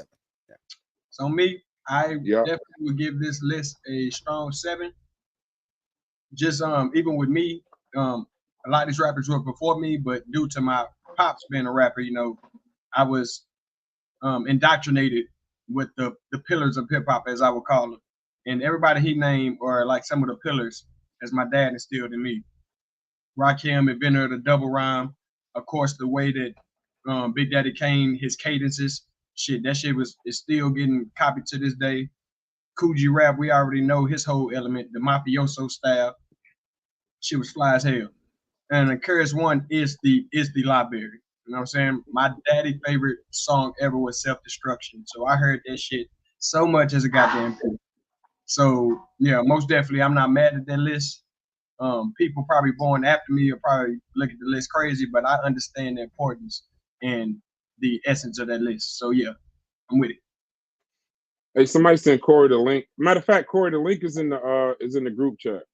Sean Capri, if you can explain this comment, I don't know what you mean by that, but Sean Capri says that's the 4 and LL is the 1. Now I'm gonna say this: Kane ain't made an album in 30 years, but wait. Errol Holmes said to Chef, "That's a good list in 1990." In 1990, Vayasa must be from Jersey. The Fatal and Young Noble and the 10. My brother went to school with Fatal Hussein. Ransom. How the hell did Ransom come up in this conversation? I guess Jersey City. Jersey City in the building. Ransom He is dope. dope. He's He is dope. dope, but not top 4. Yeah. But how Tretch didn't make it? I mean, y'all from Jersey. Tretch is. I didn't give a dope. list. He was one of the best. I wouldn't even put Tretch the best coming out of Jersey, but he my dude though. Like hey, you got Red man. Shout out to the Illtown Bloods, if you know what I'm talking about. Double I. But Tretch and Redman could be 1 and 1A. Like Tretch was dope to me, so I don't. Tretch is dope. Tretch is dope, but Red's the Godfather out here. I hate to say it. The reason why he would never make a top 4 is because I know for a fact I would put Redman on this list before I would put Tretch. And if I thought well enough about it, I could probably find somebody else. But Tretch is low key lyrical as hell. Yeah, he's nice. Tretch nice. He low key lyrical as hell. Fire. Yeah, I heard my brothers used to kill his album. He had a couple songs. Man, shout to Jersey, man. Shouts to Jersey. All right, Logic is not here. All right, so that's the end. I'm not even gonna grade the list. The only one I would disagree with is KRS-One, but it wouldn't really be for like hip hop reasons, because I don't really know KRS-One like that. I know to somebody born mid '80s, KRS-One is more of like an activist than a rapper per se. Like I don't really know him really much as a rapper. I give him The Bridge Is Over. That was a hell of a diss record. I know that's top 5 diss record probably, but I don't really know Sound of the Police and stuff like that. That's him? Sound of the Police? Yeah. Mm-hmm. Love's gonna get you. But now I could get Love's Good. But yo, that damn The Bridge Is Over, that is a hell of a damn diss record. Woo! He took on an entire project. I went to the 50th anniversary show at Yankee Stadium. Mm-hmm. And it was a Queens person that put the whole shit together. But it was thrown in the Bronx because, the whole origination thing. KRS-One was the only one on some bullshit. Not bad bullshit, but good bullshit. He was coming out there, I know a Queens person put it together, but where it started at the Bronx, you know what I mean? Oh yeah, he beefing with them niggas forever. So he was turned up. Because he even turned Nas up. Because when Nas came out, Nas was like, nigga, Queens get the fucking money, nigga. Queens get the fucking money. So, they had their little thing going. But I love that type shit. A lot of people don't understand or know the history between shit like that. But because rap is competition to them. Rap will always be competition is definitely a pillar. Then to compete was important. All right. So Psycho, thank you for coming up, bro. You're more than welcome to stay. This ain't that, but like I said, you come highly recommended. Put your email in the back chat. We actually starting a Chef and DQ are gonna be doing a battle rap weekly review show.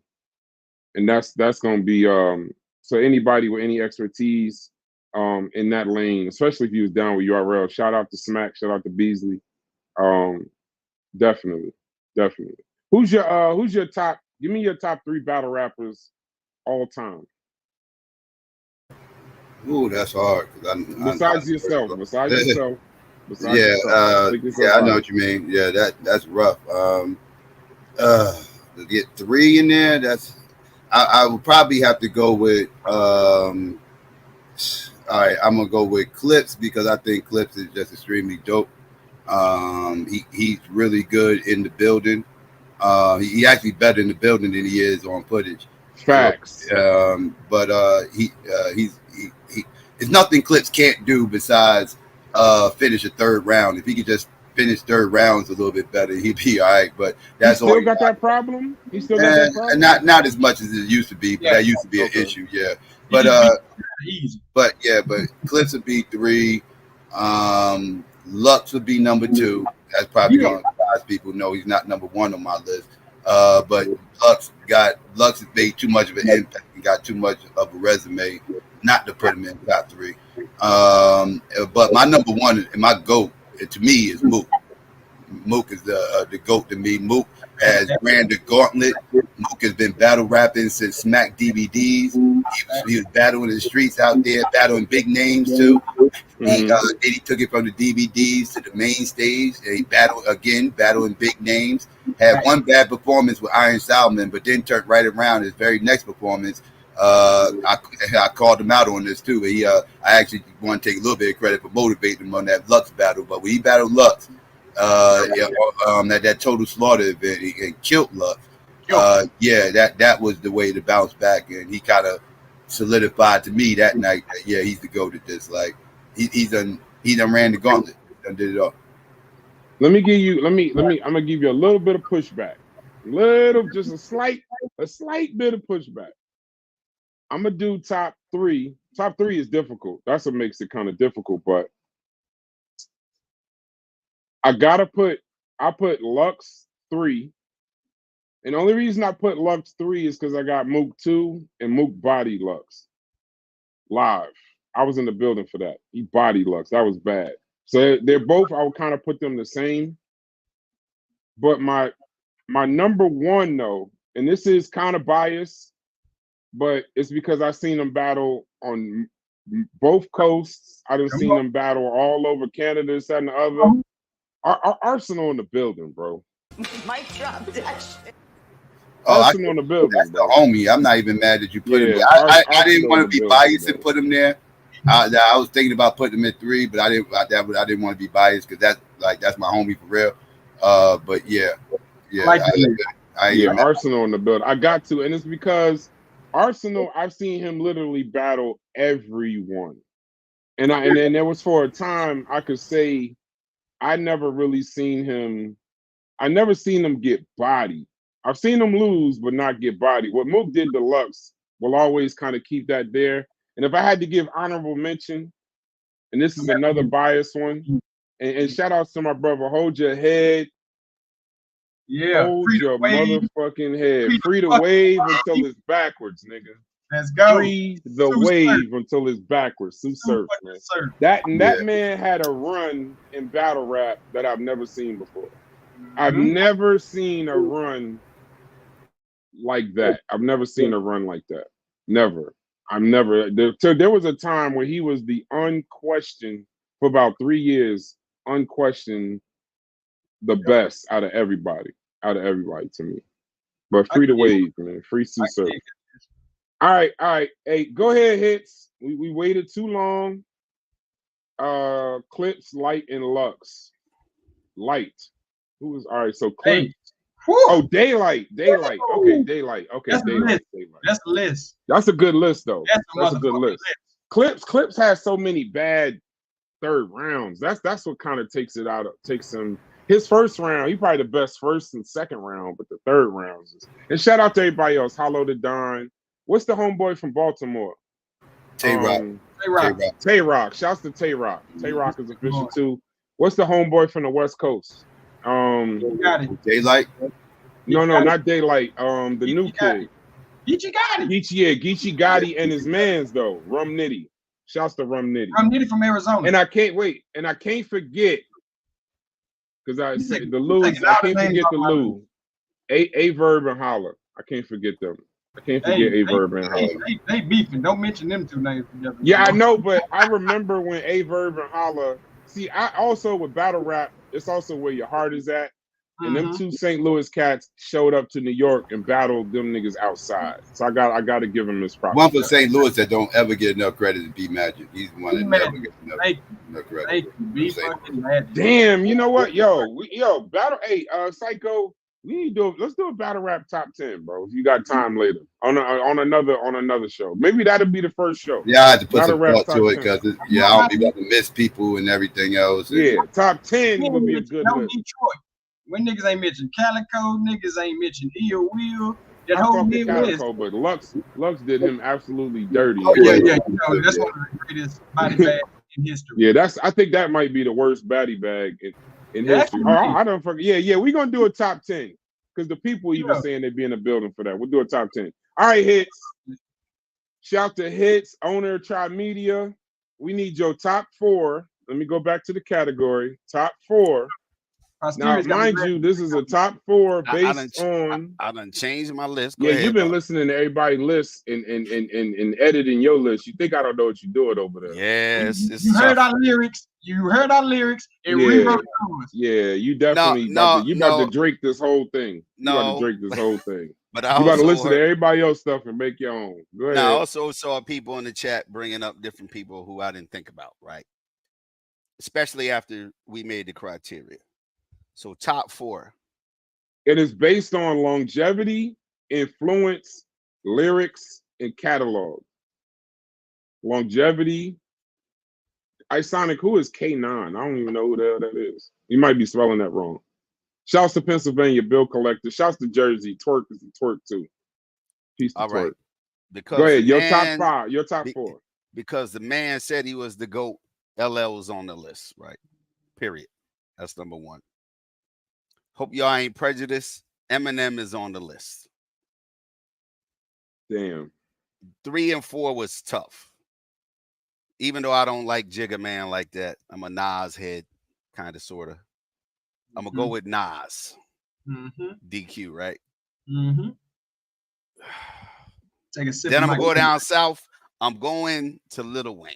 I knew he's about to do it. I knew he's going to do it. I'm going to Wayne because my mind was changed based on the criteria. So we got LL, M, Nas, and Wayne. So now LL. All right, so it's in the chat. Eminem, LL, Nas, and Lil Wayne based on longevity, influence, lyrics, and catalog. Psycho, I'm gonna let you go first because Chef not here. Grade that list, Psycho. Consistency, catalog, and longevity. What's the criteria again? Would you say the criteria? Longevity, influence, lyrics, and catalog. And I'm gonna go right to you, Chef. Right after this. Go ahead, Psycho. And his 4 was, let's see, Eminem. He's been around for a while. I don't think he had a long run of hits though. And I'm somebody who not an Eminem hater. Eminem used to come out here in North all the time before he came out with the outside and everything else. I was in the studio with him before. Shouts to Rod Digger. Before he even got signed. Yeah, shout out to Digger. That's the homie. But yeah, so I'm not an Eminem hater. But I do feel like his first 3 albums was his best work. Everything after that wasn't really worth talking about. Like I feel like he really hasn't had an album worth talking about for about 20 years. I think he had about a 5-year window where he was actually making a lot of noise, and then he changed up.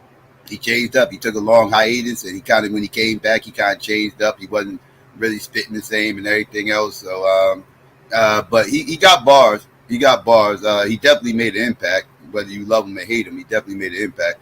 So he fits something. The only criteria I would critique him on is longevity, as far as like, because I think he fell off a long time ago. I think he still gets credit for his 90s bars today.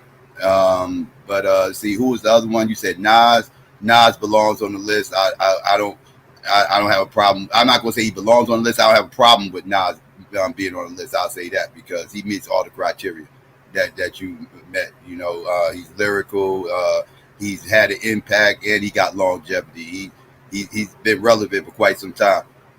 Who was the other 2? It was LL. LL definitely has longevity. Me personally, I'm a bigger fan of his earlier work. You know, LL first 2 albums to me was like classics, and after that, he started, concentrating on making radio hits. I'm not hating on him. He did what he had to do to survive. He kind of made the whole lane. He did create the lane of making music that ladies like, right? Because before LL, women wasn't buying hip hop. Women was not buying hip hop. I'm gonna tell you, like hip hop was strictly a man thing. Like women was not. They can care less about hip hop until LL dropped. When LL dropped, I Need Love. When he dropped I Need Love, that was it, right? That changed the game. After that, women wanted to hear hip hop all of a sudden. Now they buying albums. That was the first time you saw women buying hip hop albums. Was with LL. So he literally created that whole lane. So impact definitely, longevity definitely, and he in his prime he wasn't no slouch to the lyrics either. So yeah, I have no problems with him being on the list. And I missed one more. Little Wayne. Wayne has longevity. He's been doing it for a minute. I'm not the biggest Wayne fan, but I'm on knowledge. He's been relevant for quite some time. Lyrics, he's had lyrics. My only question with him is how much did he actually write? Because there's a lot of ghostwriting rumors floating around with him. So I always kind of question how much of it he actually wrote. But the bars that he was presenting was dope. So I'll just go off that. He's not the GOAT of the South to me. To the GOAT of the South is Scarface, but it's not my list, it's his list. So I would over Andre 3000. Me personally, yes, I think Scarface is the GOAT. Okay, that's me. And then somebody got a question for you in the chat, but go ahead and finish. I'm gonna ask you right Yeah, after. no doubt. But his list by and large was solid. I would give it a 7 because even though a couple of them wouldn't be on my list, I understand why they made the list and they did fit the criteria. So yeah, I'll give it a 7 overall. All right, somebody in the chat said Vyasa. Shouts to Vyasa, our newest mod. I feel like Eminem stole JJ Fad's style. Go back and listen to Supersonic. He bite his new style from them. What do you? And they asked specifically, post that for Psycho, and ask him what he think and if I'm wrong. Nah. He definitely didn't get it from JJ. I see how they could try to make that connection, but nah.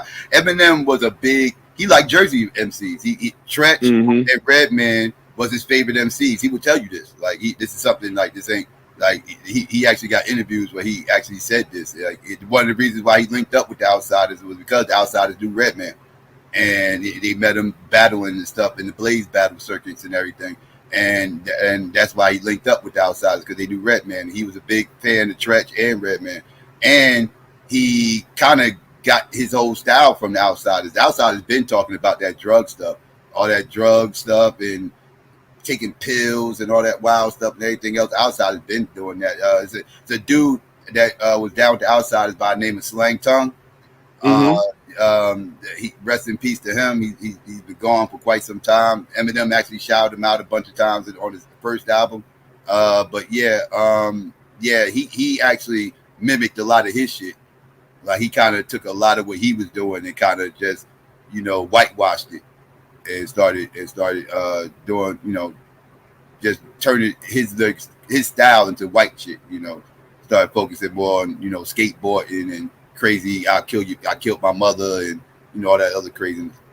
But yeah, he got a lot of his stuff from Jersey. Shout out to my man. Shout out to my man Tuck My Yacht. He said that never a ghostwriting rumor with Wayne. That's Drake. No, Gilly the Kid. Google that, YouTube that. There was a time when Cash Money signed Gilly. I could be wrong, but I remember the ghostwriting rumors with Wayne was he was rapping a specific way, and then they signed Gilly and the homeboy. He was a battle rapper. Damn, what is his name? Yeah, you talking Major Figures and them? You talking Major Figures? Yeah, it was Gilly, but it was another guy too that signed to Cash Money right after Gilly signed to Cash Money. You talking Cash Money? Okay. And and there was another guy they signed. They signed him too. It was another guy from the East Coast. He was rapping like him. I'm gonna look it up. All right, so Roger said your list got a 5. No, you talking about Jay Mills. Jay Mills. It was Jay Mills and Gilly. They said once Jay Mills and Gilly joined Cash Money, then he went on that run with all the metaphors and and stuff. So that was like a real. real. Gilly went on the radio wilding saying he was ghostwriting for them. Like he went, like you can even hear it on YouTube. He was on the radio wilding saying, "Yeah, I ghostwrit with Wade and all, and they didn't pay me." Yeah, he was complaining. Yeah, right. All right, DQ, did you rate that list? I think Chef was packing up for the day. He'll be back on in a second. Did you rate Hits list?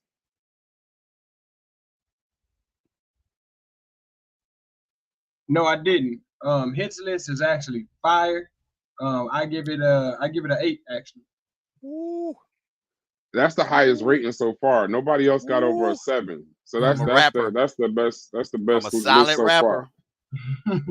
See, Logic left because he's from New Orleans. It would have took him 10 years to find 4. But Logic, if you still listening, definitely come up and give your list. I'm gonna give my list right after. So right now, Hits, I ain't gonna lie, you got the top rated list. So say your list again, because you're the only person that got over a 7. So give your list again. Is Nas, LL, Lil Wayne, and what was your 4th one? Eminem. Nas, Lil Wayne, Eminem. You know what's funny about this, Tyson? I'll give it an 8. I ain't gonna lie. I give it an 8. I almost want to give it a 9, damn near. Say that one more time. Nas, Eminem, LL. Oh, you got LL. 8. And that Wayne. brings it down to an 8. That brings And it Wayne. down to an 8. Yeah, and Wayne. Okay, that's a nice comprehensive list too. All right, so I'm gonna give my list, but I'm gonna go to the chat. M was babied in the industry by Dr. Dre, paved the way. Cuban, I would love to hear Cuban's list. I know he got it in here somewhere. Yeah, he did. Joe Budden. Joe Budden is an elite MC too. You know what? I'm gonna say this about Joe Budden, right? These podcasts is, matter of fact, damn, I said battle rapper. Shout out to Math Hoffa, bro.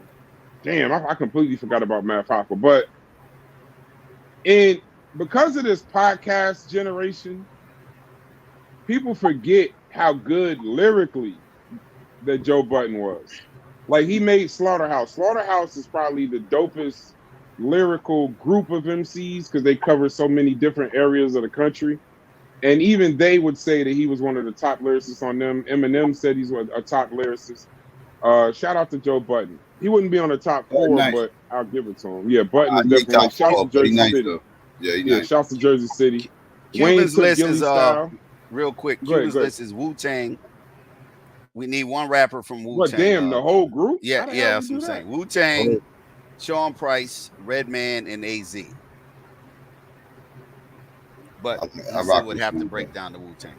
Yeah, that list is like a 4 though, because you got to give me one person out of Wu-Tang, so I could at least grade one rapper. Hold on. Chuck said Eminem can't be on it. How come Eminem can't be on it? Because he's a hack. They said he's a hack. They say he stole. And I kind of agree. Psycho. Let me tell you, in Jersey, our issue with Eminem is not that he's white. It ain't got nothing to do with that. But Eminem, from what my brothers tell me, Eminem used to come to Jersey, right? Before he was signed, before he was like dope or whatever. And he would hang around a lot of Jersey rappers, Redman, the Outsiders, and all of them. And then that you can't shake that Gilly and Jay Mills reference. No, that's not him. Eminem. I don't know, bro. Eminem is nice, but that Tretch and Outsiders, I heard them talk about Eminem. They said he was nice too, but I couldn't put him in the top 4. But that ain't no secret. Eminem says that. So that I like can't put him in the top 4. He taking credit from he never said that he wasn't influenced by them like that. True. I don't think that's a gotcha. Oh, he came from under these people. He came up with Royce and them too. He been around lyrical people. If you're a lyricist, I would think might want to be around some lyricists. No, we ain't saying Eric. We ain't saying we're not saying I said Joe Budden from Slaughterhouse, not Ransom. All right, Wu is the best, but you got to give me one rapper. Roguish. I'm gonna drop the link in the chat because we about to I'm gonna give my list. I think Ransom was 18 too, not Yeah, Ransom was 18. Joe Budden was Slaughterhouse. Yeah, y'all right. Joe Budden was Y'all 18 right. too. Joe Budden was 18 before he was Slaughterhouse. 18 was during the mixtape era. Was that before DJ was that Kruger and before all Ransom slapped his cousin? Was that before Ransom slapped his cousin? Or after? That was after. That was before. That was before. The slap happened after. Yeah, that's when they broke up. Okay. That's when the whole 18 thing broke up, was after the slap. Yeah. Okay. Mm. Cuban said, okay, so he said Ghostface. So Ghostface, Sean Price. Sean Price is nice, but I wouldn't put him in the top 10. He wouldn't even make my top 10. Top 50 probably. But Sean Price is nice. AZ is very underrated. AZ actually has a top 10 verse to me. His verse on "Life's a Bitch" is one of the greatest verses I've ever heard. Yeah, AZ's verse on "Life's a Bitch" is one of the best verses in the history of hip hop. All right, so I'm gonna give my top 4. My top 4. Oh no, you wanna? Oh, Chef will be in a second. I'm gonna give my top 4. My top 4 would be lyrics. Okay, so I'm gonna put this back up real quick so people don't think I'm tripping out. So we're gonna do is top 4 rappers based on longevity, influence, lyrics, and catalog. Jay-Z, Scarface,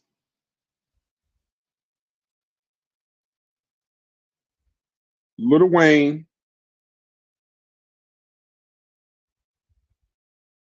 Rakim. Because Rakim's lyrics put him so high up in it, pause for me, that I'd have to go there and it would be honorable mention Eminem. So I say Jay-Z, Face, Wayne, and Rakim. That's where I go. That's my top 4. Jay-Z, Scarface, Lil Wayne, Rakim. That's my top 4.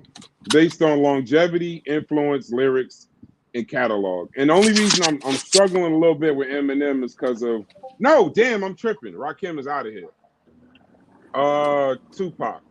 Tupac, Jay-Z, Scarface, and Lil Wayne. That's where I'm gonna go. Jay-Z, Face, Tupac, Lil Wayne. Chat, y'all grade it. I'm gonna drop the link in the chat. Y'all come up and give y'all top 4 list before we go. Psycho, grade that list. Jay-Z, Pac, Face, Lil Wayne. I already gave my opinion about Wayne, so I don't want to double up on that. You gave 3 other names I didn't get to touch on though, but see, Scarface, I did mention him. To me, he's the GOAT of the South. So he has everything that you're required: longevity. He has huge influence, lyrics, catalog. He fits all the criteria. So I have no being on the list. Let's see, the other Jay-Z. Jay-Z has possibly one of the longest catalogs in the history of hip hop. Like I made the claim before that when they was doing all that versus stuff and everything else, when that was popular, I'm like, nobody can get into a versus with Jay-Z because nobody's catalog is strong enough to go against him. Because the versus was all about catalog versus catalog. And nobody's catalog that was currently out at the time would match what Jay-Z was going to bring to the table. He has too many radio hits. He's been doing it for too long, So like, he totally fits all the criteria. So I have no issues with him. And who was the other one? Tupac. Yeah, you the first one I heard mention Tupac. Tupac. Longevity, possibly the most influence of anybody in hip hop. Yep. So that he definitely fits that bill. Lyrics, I feel like there was people more lyrical than him, but he wasn't horrible. He knew how to make good music. That's how I always like to describe Pac. He wasn't a lyrical animal, but he made good music. He was straight to the point. Right? Wasn't complex or nothing, but he was straight to the point. He got his point across, and he made good. Like I said, he made good music. Everybody that makes good music ain't the most complex. Actually, I would argue the more complex you are, it's probably going to affect your music a bit, because most best lyrical people don't make good music. The albums suck, right? But they get respect lyrically because people understand what their pen game is. So yeah, Pac is actually somebody who actually knows how to make music, but it's not necessarily an animal lyrically. But I rock with Pac though. I'm not saying it's a no hate or nothing. So yeah, so I understand him being on the list. So yeah, I'll give you a list of.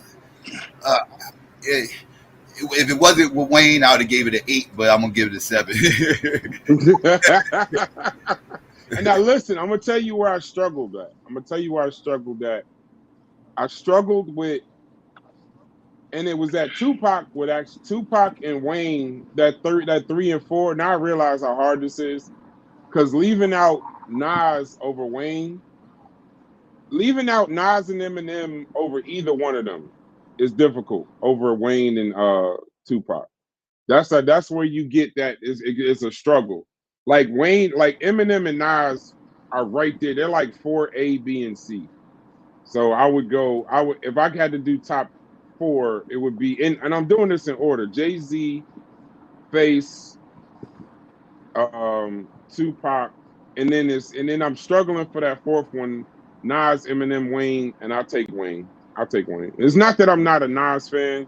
It's just Wayne had a crazy run. And then when you do longevity, here's my issue with longevity. Wayne been rapping since he was 14 years old. I think a lot of people don't know that. Like a lot of people don't know. He's been rapping since he was 14 years old. So you can't forget about Wayne. He's been rapping since he was 14, bro. And he's responsible for, maybe not the more popular, but not a whole lot of lyrics. All right, so I got a 7 out of 10 from you. Hits, go ahead and grade that list. Jay-Z, Wayne, Tupac, and Scarface. Well, because you started off with Jigga Man, I'm already gonna put you at a -1. I know, bro. We're gonna no. Jay-Z meets all of the criteria, so I'll give you that one. Wayne, I think I already said because he's on my list, he meets all the criteria. Scarface and Tupac, I think fall a little shorter in the lyric category. Now, Scarface's impact, I think, is not the same across the board for everyone. I would say that, and I don't mean just in Texas. I mean age group, era, stuff like that. I see a lot of people talking about different eras in the chat. So for me, it wasn't as big as an impact, and lyrically, I don't think he would fit. I would have Jay-Z on my list before I would have Face on my list. Someone wrote Karis one. That's another tough one, but I think because of in Tupac, he fits the impact, catalog, and longevity. Lyrics compared to some of the other people that we've been talking about, maybe you'd have to take some of the impact, some food out of the impact crate and put it in in the lyric crate. So we're just gonna leave impact where it's at. So I would say about a 7.5, and that's because I think of the lyrics between Face and maybe Tupac, and then the impact as far as Face goes, like the overall impact. Okay. I appreciate that. What's the number though? What you gave me? You gave me a 7. You gave me a 7. Okay, I got. 7.5. I gave you 7.5. Easy. Okay, go ahead. DQ. DQ is here. Yeah. I don't know if DQ is here. Logic or Chef, rate that list. I got you. I'm here. Okay, go ahead, DQ. Jay-Z, Face, Tupac, and Wayne. Due to sitting back and collecting everybody's information, of course, that's a great list. I feel like you pulled the cream of the crop off the top. Yeah, I got to listen to all y'all lists first. I'm cheating. I ain't gonna lie to you. We know. we let you rock. That's all right. I'm going to go ahead and give that list a strong 8, maybe a 8.5. Strong 8. Matter of fact, strong 8. I ain't about to. I don't need y'all motherfuckers be strong 8. hey, on the low, did y'all hear Chef damn near go to road rage in the middle of the show? Hey, crazy. This nigga going. I ain't hear it. This nigga Chef said, "What the fuck are you doing?" Strike Chef's comments from the records. Oh my god, bro! Don't get no accident trying to make content, bro. We need you over here. We just getting started with you. And let me remind y'all, this is being dual cast on multiple channels. So it's on Carnivorous Podcast and it's on Tri Media. We partnered up. We doing business together, and we gonna shout out the content we got coming at the end of the show. So 8. So far 8.5. So far, still the highest grade is hits, right? Hits got a 9. All right, Chef, grade that. No one gave me a 9. Who gave me a 9? No, you got it. You got a 9. Okay, so 8. All right, so okay, I think you got a 9 though. He got an 8. Okay, he got an 8. So right now, 8.5 is the highest. But I was cheating. He I just give you no 8.5. He took that back. So stop saying that. He took that back. Yeah, I heard 8.5. We're gonna move forward. He had to hosting the show. He had to rethunk that. He had to rethunk that one. I'm gonna mute both of you niggas' mics. 8.5. That's what we running with. 8. Chef, rate that list. Jay-Z, Face, Wayne, and Tupac. Oh man, listen. I don't love your list. Like, let me just say that. And maybe it's because your personality, you feel me, it done tainted a couple of these rappers for me. Mainly, no, but I would say this man made a top 4 list and didn't put Nas in there. So I respect it. You dig what I'm saying? I respect it because the whole point of me and DQ getting in it was Nas is the best, and like saying somebody is better than them was blasphemous. Well, we see he can't even make some people top 4 lists. So there's room to critique Nas. That's all I want. It's not an open and shut case for him, right? and you gave a list of 8 without Nas on it. DQ. Hey. This is all about me and you. I'm never getting off. I'm never getting off. We still gotta drill in the points. No. We hey, listen. Some of this you gotta remember. Y'all starting a hip hop show. Shout to Chef and DQ. Yeah. We're gonna have a battle rap. Hopefully, Psycho graces us with his presence when we do this, because it's gonna be a lot of top lists. Are always good because you got the, it's different eras, which is important. You got 70s in here. Hits was born in the 40s. You got 80s. So, I'm surprised Hits didn't say Coke La Rock or something like that. But shouts to Hits. Chubby Checker. Chubby Checker, do the twist. Hey, Chef. Pig Meat Markham. Yeah, I know you. I know you want to get everybody in here. Let's get all right, so and then I'm gonna play something in a minute. Okay, go ahead. All right, so I'm trying to make sure you don't get in an accident, my G.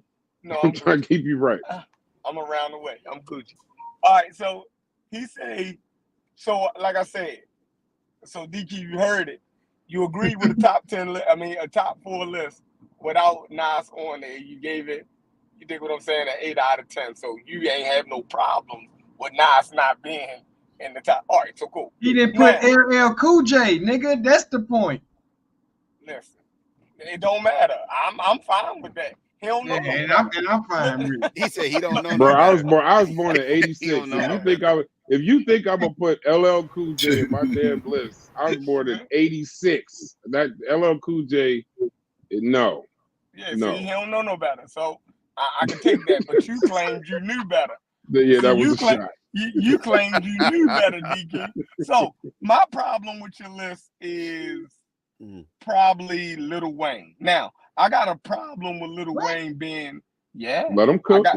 Now, my problem with Lil Wayne is don't feed the trolls. From his region, I don't even feel like he was the best out of his group. I feel like Juvenile was better than Yo. You know what I mean? So right there, yeah, I'm a little bit over. Tinfoil hat to be safe. It don't go over to me. You know what I mean? Like, nah, Juvenile.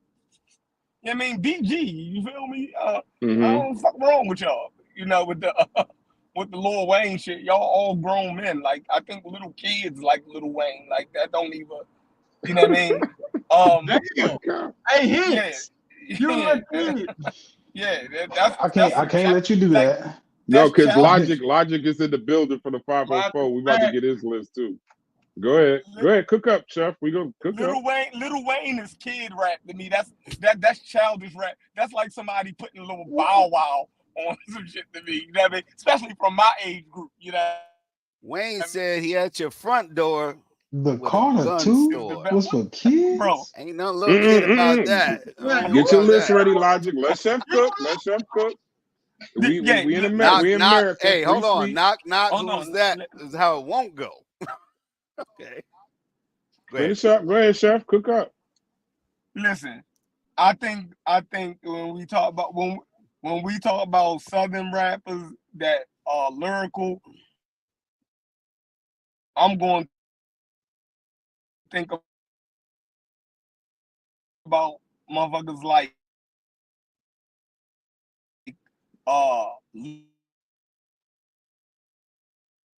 You're in the Matrix. We didn't hear you. Say that again. You know what I mean? T.I.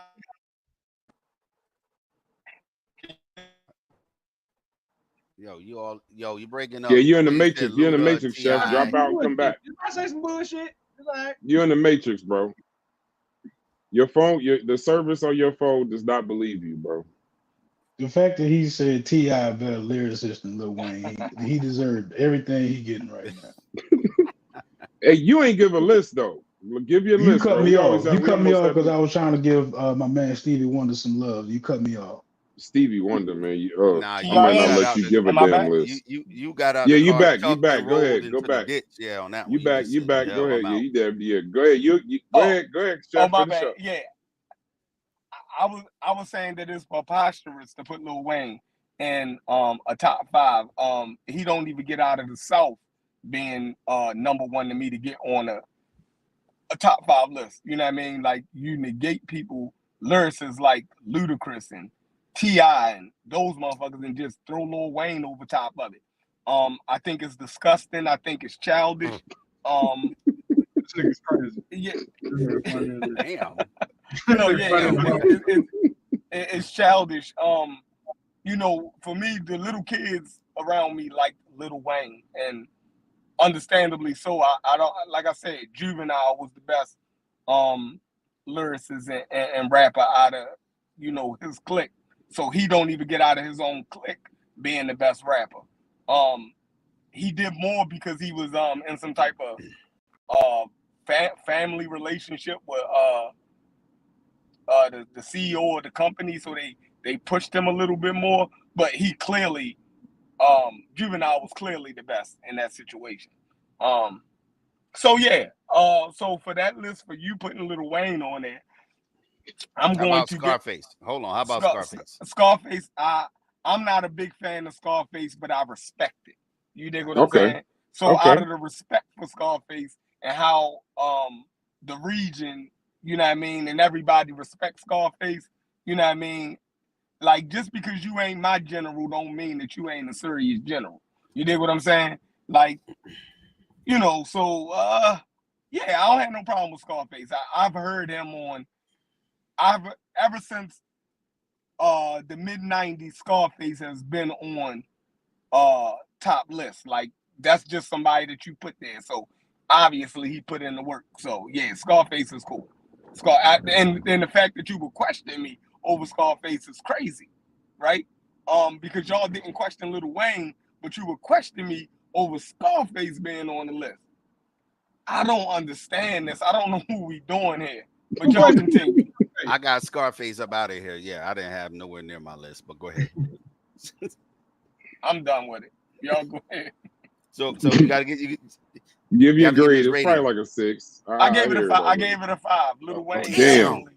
Yeah, Lil Wayne. Hold on. Out of 10? Out of Yeah, 10? Lil Wayne sunk your battleship, bro.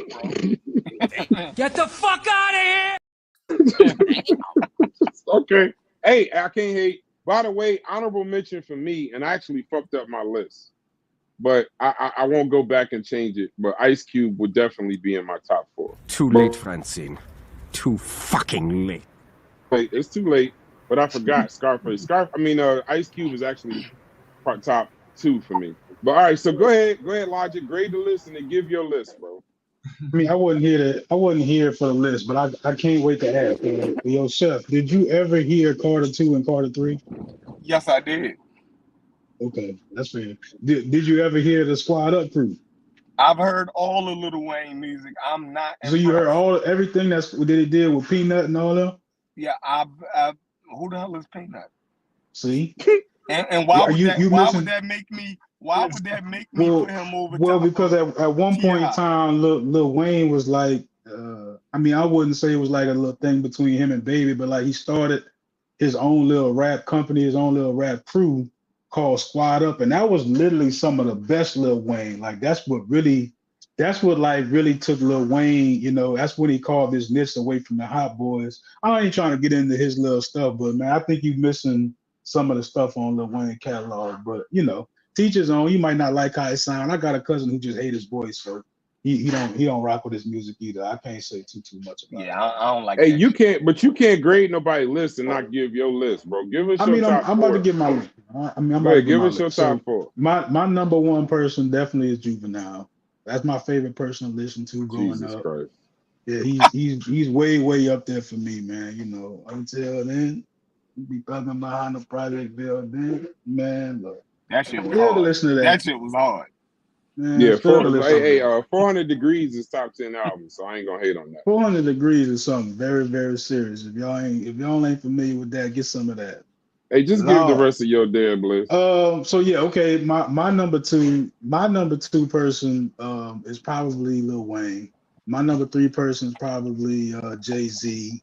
My number 4 person is I got a sleeper, at least one of my favorite sleepers. At least old Fabulous is definitely one of my favorite rappers. Did you say Fabulous? I like Fab. So wait, especially so your top 4 mixtapes. list. All right, so stop. I got two New Yorkers in there. Okay, yeah. So you got Fabulous, Jay-Z, Juvenile, and Lil Wayne. Yep. All right. Yeah. Go ahead, Psycho. I wanted to be able to fit Soulja Slim in there, but I mean, if I only got 5, I'm gonna put Soulja in there, man. What was the? I'm gonna just say this: you putting Juvenile as your top rapper on there is nasty ass work. That's all I'm gonna say. That's some nasty work. Juvenile as number 1, but I got you. Okay, what was his 4? What was his 4? His 4 is Juvenile, Lil Wayne, Fabulous, and Jay-Z. They are killing you in the chat, but go ahead, Psycho. Jay-Z is probably the only name I probably would say that belongs on the list. That on my and you can argue Lil Wayne. Nah, he wouldn't make my list, but at least you can make an argument for Lil Wayne. Juvenile is I think that's it. I like Fabulous. Don't get me wrong, I like Fabulous. Fabulous is dope, but I don't think he belongs anywhere close to a top 4 all time. He doesn't have the catalog, nor the impact. Right, he has lyrics, but he doesn't have impact. He doesn't have the catalog. He doesn't have a long resume of hits. I respect his pen game, but no, top 4, no. Juvenile, nothing. I'm just not he's all right, but I would not slip on my top 4. And Lil Wayne, I'm not the biggest Lil Wayne fan, so I'm gonna have to get this list I hate to say it, like a 4. that's hey, and what's up to you, by the way, Psycho? I ain't talked to you in a while, man. What's happening? Peace, what's good with you? I actually gotta give Psycho his credit, because that's a person who I've disagreed with just a few times, but it's never gotten to where it's like been something overblown to where we now like hate each other. least I definitely don't hate the man. You know, I know where he stands with the Pan-Africanism and all that cool stuff. Some of it I like and some of it I don't, but I feel like we can have constructive conversations without getting too emotional about it. So I definitely have always appreciated that about you, for sure. No doubt, I appreciate it. Yeah. Go ahead, Hits. Great the list. And the flyer up says 7 p.m. Is it 8 p.m.? Yeah, Tonight? that should be 7 p.m. y'all's time. Oh, okay. So 8 p.m. is your His time. time. All right. Yeah. So we'll figure this. Go ahead. Hits. Grade that list. Jay-Z, I definitely give you that one. Wayne, I'll give you that one. He was on my list. Fabulous. You threw a chair through the window and then just jumped out the window and tried to sit in the chair before you hit the ground. I don't know why with that one. Just yeah, his impact, I wouldn't give Fabulous that. His catalog maybe on some street level shit, yeah, maybe that, but not even, you know, in comparison to some of the other people mentioned. Longevity, yeah, he been around for a while. And who else? Juvenile. I'll give you that one on regional impact. I'm not sure about his catalog. Or longevity. Or even his lyrics, like how he would compare to some of the other people that we mentioned outside of that region, right? I'll give you a 6 on the list, and that's because of Fabulous, and I think you could have, you know, found someone maybe a little bit more impactful than Juvenile. But I give the list a 6. A 6. I would give it a 5. But here's the thing. I understand you being from New Orleans, why you would put that, because you probably heard verses and songs that we didn't hear.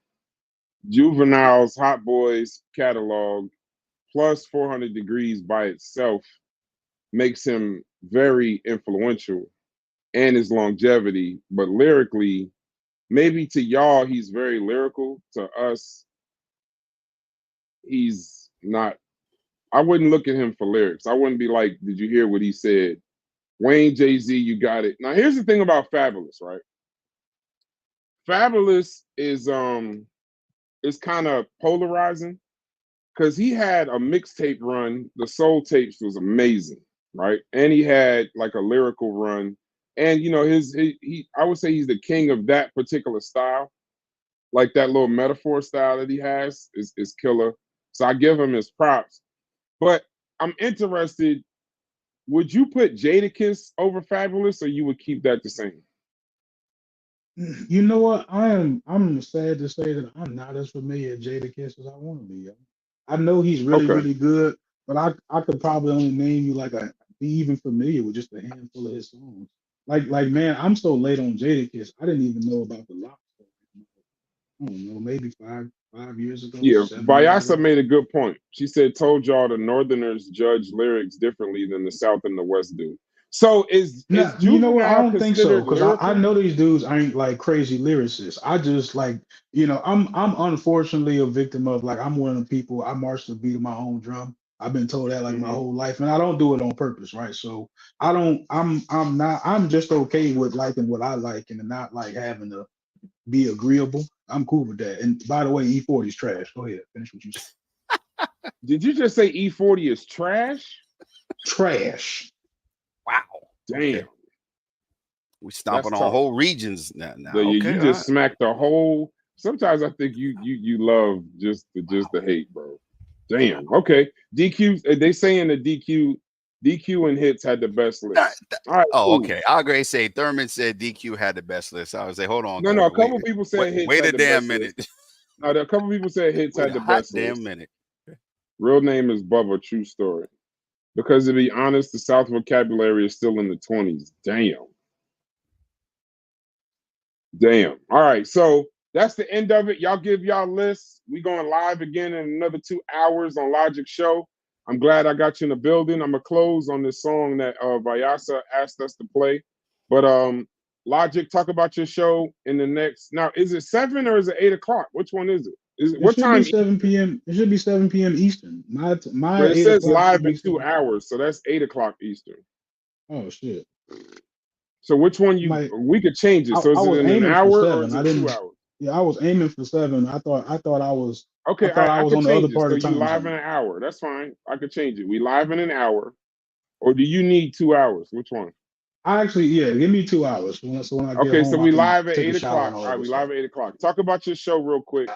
And first off, then, I gotta dedicate this hour, 2 hour show I'm gonna do to the conscious community, man. I'm really shouting y'all out, and I'm trying to participate in a way where I'm forcing all the conversations we've had in much healthier, much more progressive ways, in my particular opinion, right? So I feel like I cracked the Da Vinci Code as far as how we should be kind of like discussing these ideas. And, I think unfortunately, what I have to start off with is the wrong way that we've been discussing these ideas, right? And I think that we're doing it in a way that does not allow us to bridge certain gaps as far as finding solutions by focusing on the problems. So I've reached into the bag of science to actually figure out what some of these definitions are that match what we actually do, at least the way that we do it.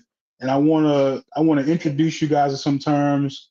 I want to attempt to make some of the conversations healthy, and some of it's going to be a little difficult, right? I think with pain you can find some growth, right? I think that's a part of being able to grow. But my intentions are definitely good. I think it's going to be a great show, and I think if you can really pick up what I'm putting down, you'll come out a lot stronger on the other side for whatever it is you're trying to accomplish, however you're trying to accomplish it. Okay, so we live in 2 hours, and the title is "What Do We Risk to Be Woke on Black You?" Okay, so what do we risk to be woke? Pros and cons to being black on YouTube. Okay, so we live in 2 hours on the same channel, Tri Media.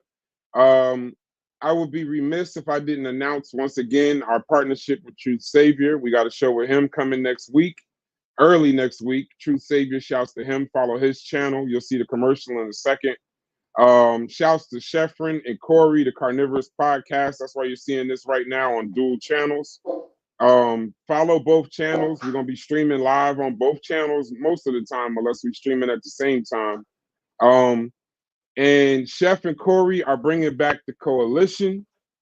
They're gonna be debunking these scammers and wild people on YouTube. The first show we doing this weekend on Sunday is Chef Corey. Just so you understand what the coalition is, 4 brothers that are going to be debunking, taking stances on these things that conscious community holds dear and near. I'm fired up for the show tonight. I'm gonna be on there Sunday. And the coalition is Sheffrin, Carnivorous Podcast. So that's Chef and Corey, Sosa from the Pseudo Killers, and Logic from Tri Media. So those will be the 4 brothers. I'm gonna announce that show tonight. You'll see the thumbnail for that. Be on the lookout for that battle rap show. Once again, hopefully Psycho can grace our presence. Give us some educated perspective on these conversations. And Chef, if you want to take a second and talk about the coalition, and then I'm gonna play a clip of a Kane and somebody's song. I forgot, it was Kane and somebody else that Vyasa gave us. Play a little bit of that, and then we're gonna close on a commercial. So Chef, talk a little bit about the partnership. Because we live on your channel, so talk a little bit about what you got going on. Join the Discord, is pinned. Go ahead, Chef. Take it away. Oh, man. Yeah. This was a quick little fun show that came out of nowhere. So that's why I'm here, because I know y'all can make stuff like this happen on the fly. being as though I be working all of the time. I'm not able to do these things on the fly. So working with other people allow you to still be able to create content on the fly content and more program content. So I'm excited about it. The coalition, I can see people are still excited about the coalition. I know we dropped the ball on that. That's because we had a million ideas going on at one time, right? And when only 2 people are working on ideas and they both got full-time jobs, you know what I mean? Because sometimes this takes time, right? Creating content takes time. The reason why I think we were successful over on the pseudo killers is because of something like this. We had multiple people who could hit the button so we could create content, you know what I mean, with our busy schedules. The coalition, the battle rap, I watch battle rap damn near. I watch a battle rap every day, you know what I mean? And I'll be busy as hell. I even go back to old battle raps and watch them just because I'm, So, the battle rap, what else I wanted to do? The video gaming. Excited about the video gaming. I think I'm gonna start doing that just in my spare time. We gotta figure out how to do that, Brass. It's a new God of War out. I want to do that. Look, Psycho, what's up, man? That's my guy. You know what I mean? I love Psycho content. You know what I mean? Psycho cover a lot of the things that we cover, but he do it in his own unique way. You know what I'm saying? He do it from a common sense hood perspective. You know what I mean? He don't try to get super, scientifically literate in it. You know what I mean? He comes straight off the muscle like, y'all niggas know that don't make no sense. You dig what I'm saying? Like, and it comes off so good because it's what I be trying to say. You know what I mean? For the most part, it's what I be trying to say, but I be trying to be a little bit more scholastic with it so they just don't bash my head in. You know what I mean? But yeah, he be on it. I appreciate that. All right.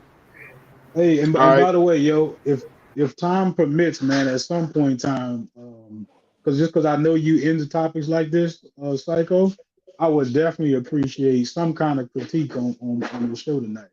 Any chance you get to watch it, I'd like to hear some feedback from especially you, because you tapped into these people in the comic community. You got your finger on the pulse, and you're able to articulate, right? You're not just full emotional. So yeah, I'd like to hear some of your input on or feedback from what it is I'm gonna say. No doubt. Yeah, from what I hear about Psycho, even Black Alchemy, he says Psycho don't play no damn games, whatsoever. Make a comment in here, Vyasa, so I can post the link. Damn, we need the Psycho when y'all did the hip hop, we damn sure did. We damn sure did, bro. That would have been good between him and Logic. You dig what I'm saying? Like, and I didn't even hear none of Psycho commentary on it, but I can almost guarantee you that he went with Black America started hip hop. Yes, absolutely. Just because I know his content. You dig what I'm saying? I already know like that's a given. Like, come on, who don't know that? Why are we tricking ourselves? You Yeah. I was blown away that was even a conversation. Yeah, I saw a little bit of your show. Because we were kind of doing I'm trying to figure out how to do this link. Show me. I want to play a little bit of this link that's in the chat. How do I get that? How do I copy this out of the chat and play it? Vyasa dropped the link, but I can't do it from my laptop for some reason. You had to grab it from YouTube, yeah. What's the name of it, Vyasa? I can just find it. But yeah, I saw your show, The Lord Jamar, and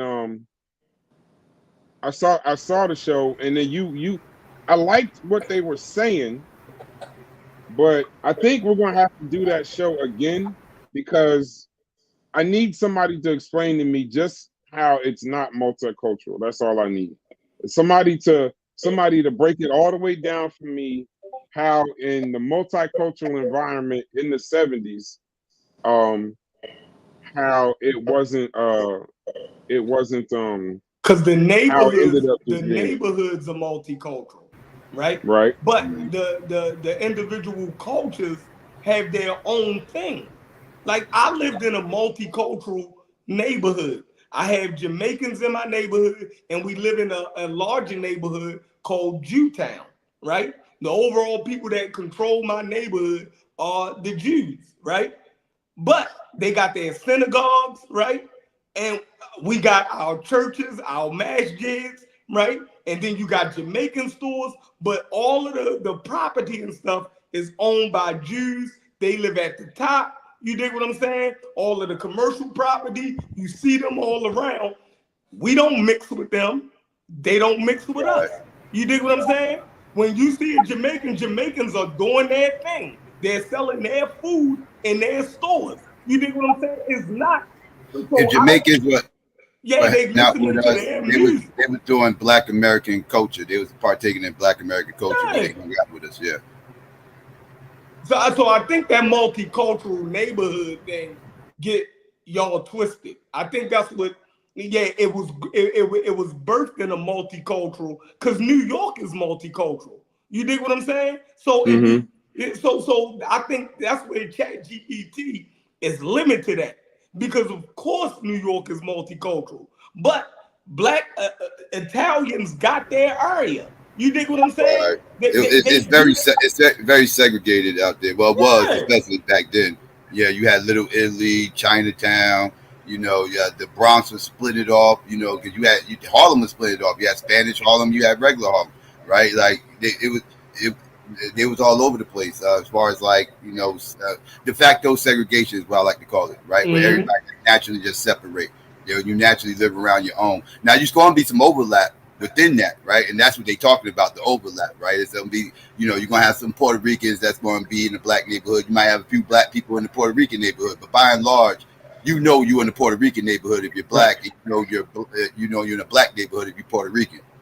And that Black person that's hanging with the Puerto Ricans is dancing salsa. He's speaking Spanish. You dig what I'm saying? The Puerto Rican that's hanging with the Black kids, he's doing Black shit. So it ain't them creating it out of their culture. They do, man, y'all. I don't know how y'all fuck that up. Like it's mind-boggling. And two, I think what's more important is you can tell what culture you're practicing. You know, yes, sir. If you were younger, and you know, just from personal experience, if I have a Puerto Rican friend, or like I said, my street alone was diverse, not necessarily the whole neighborhood. Like we had Polish people on our street. So if I went in my Polish friend's house, how his mom cooked is different than how my mother cooked. Right. How the house was set up way different than how my house was set up. Obviously language. They know Polish. Right? The music that they listen to was different than what my mom would listen to.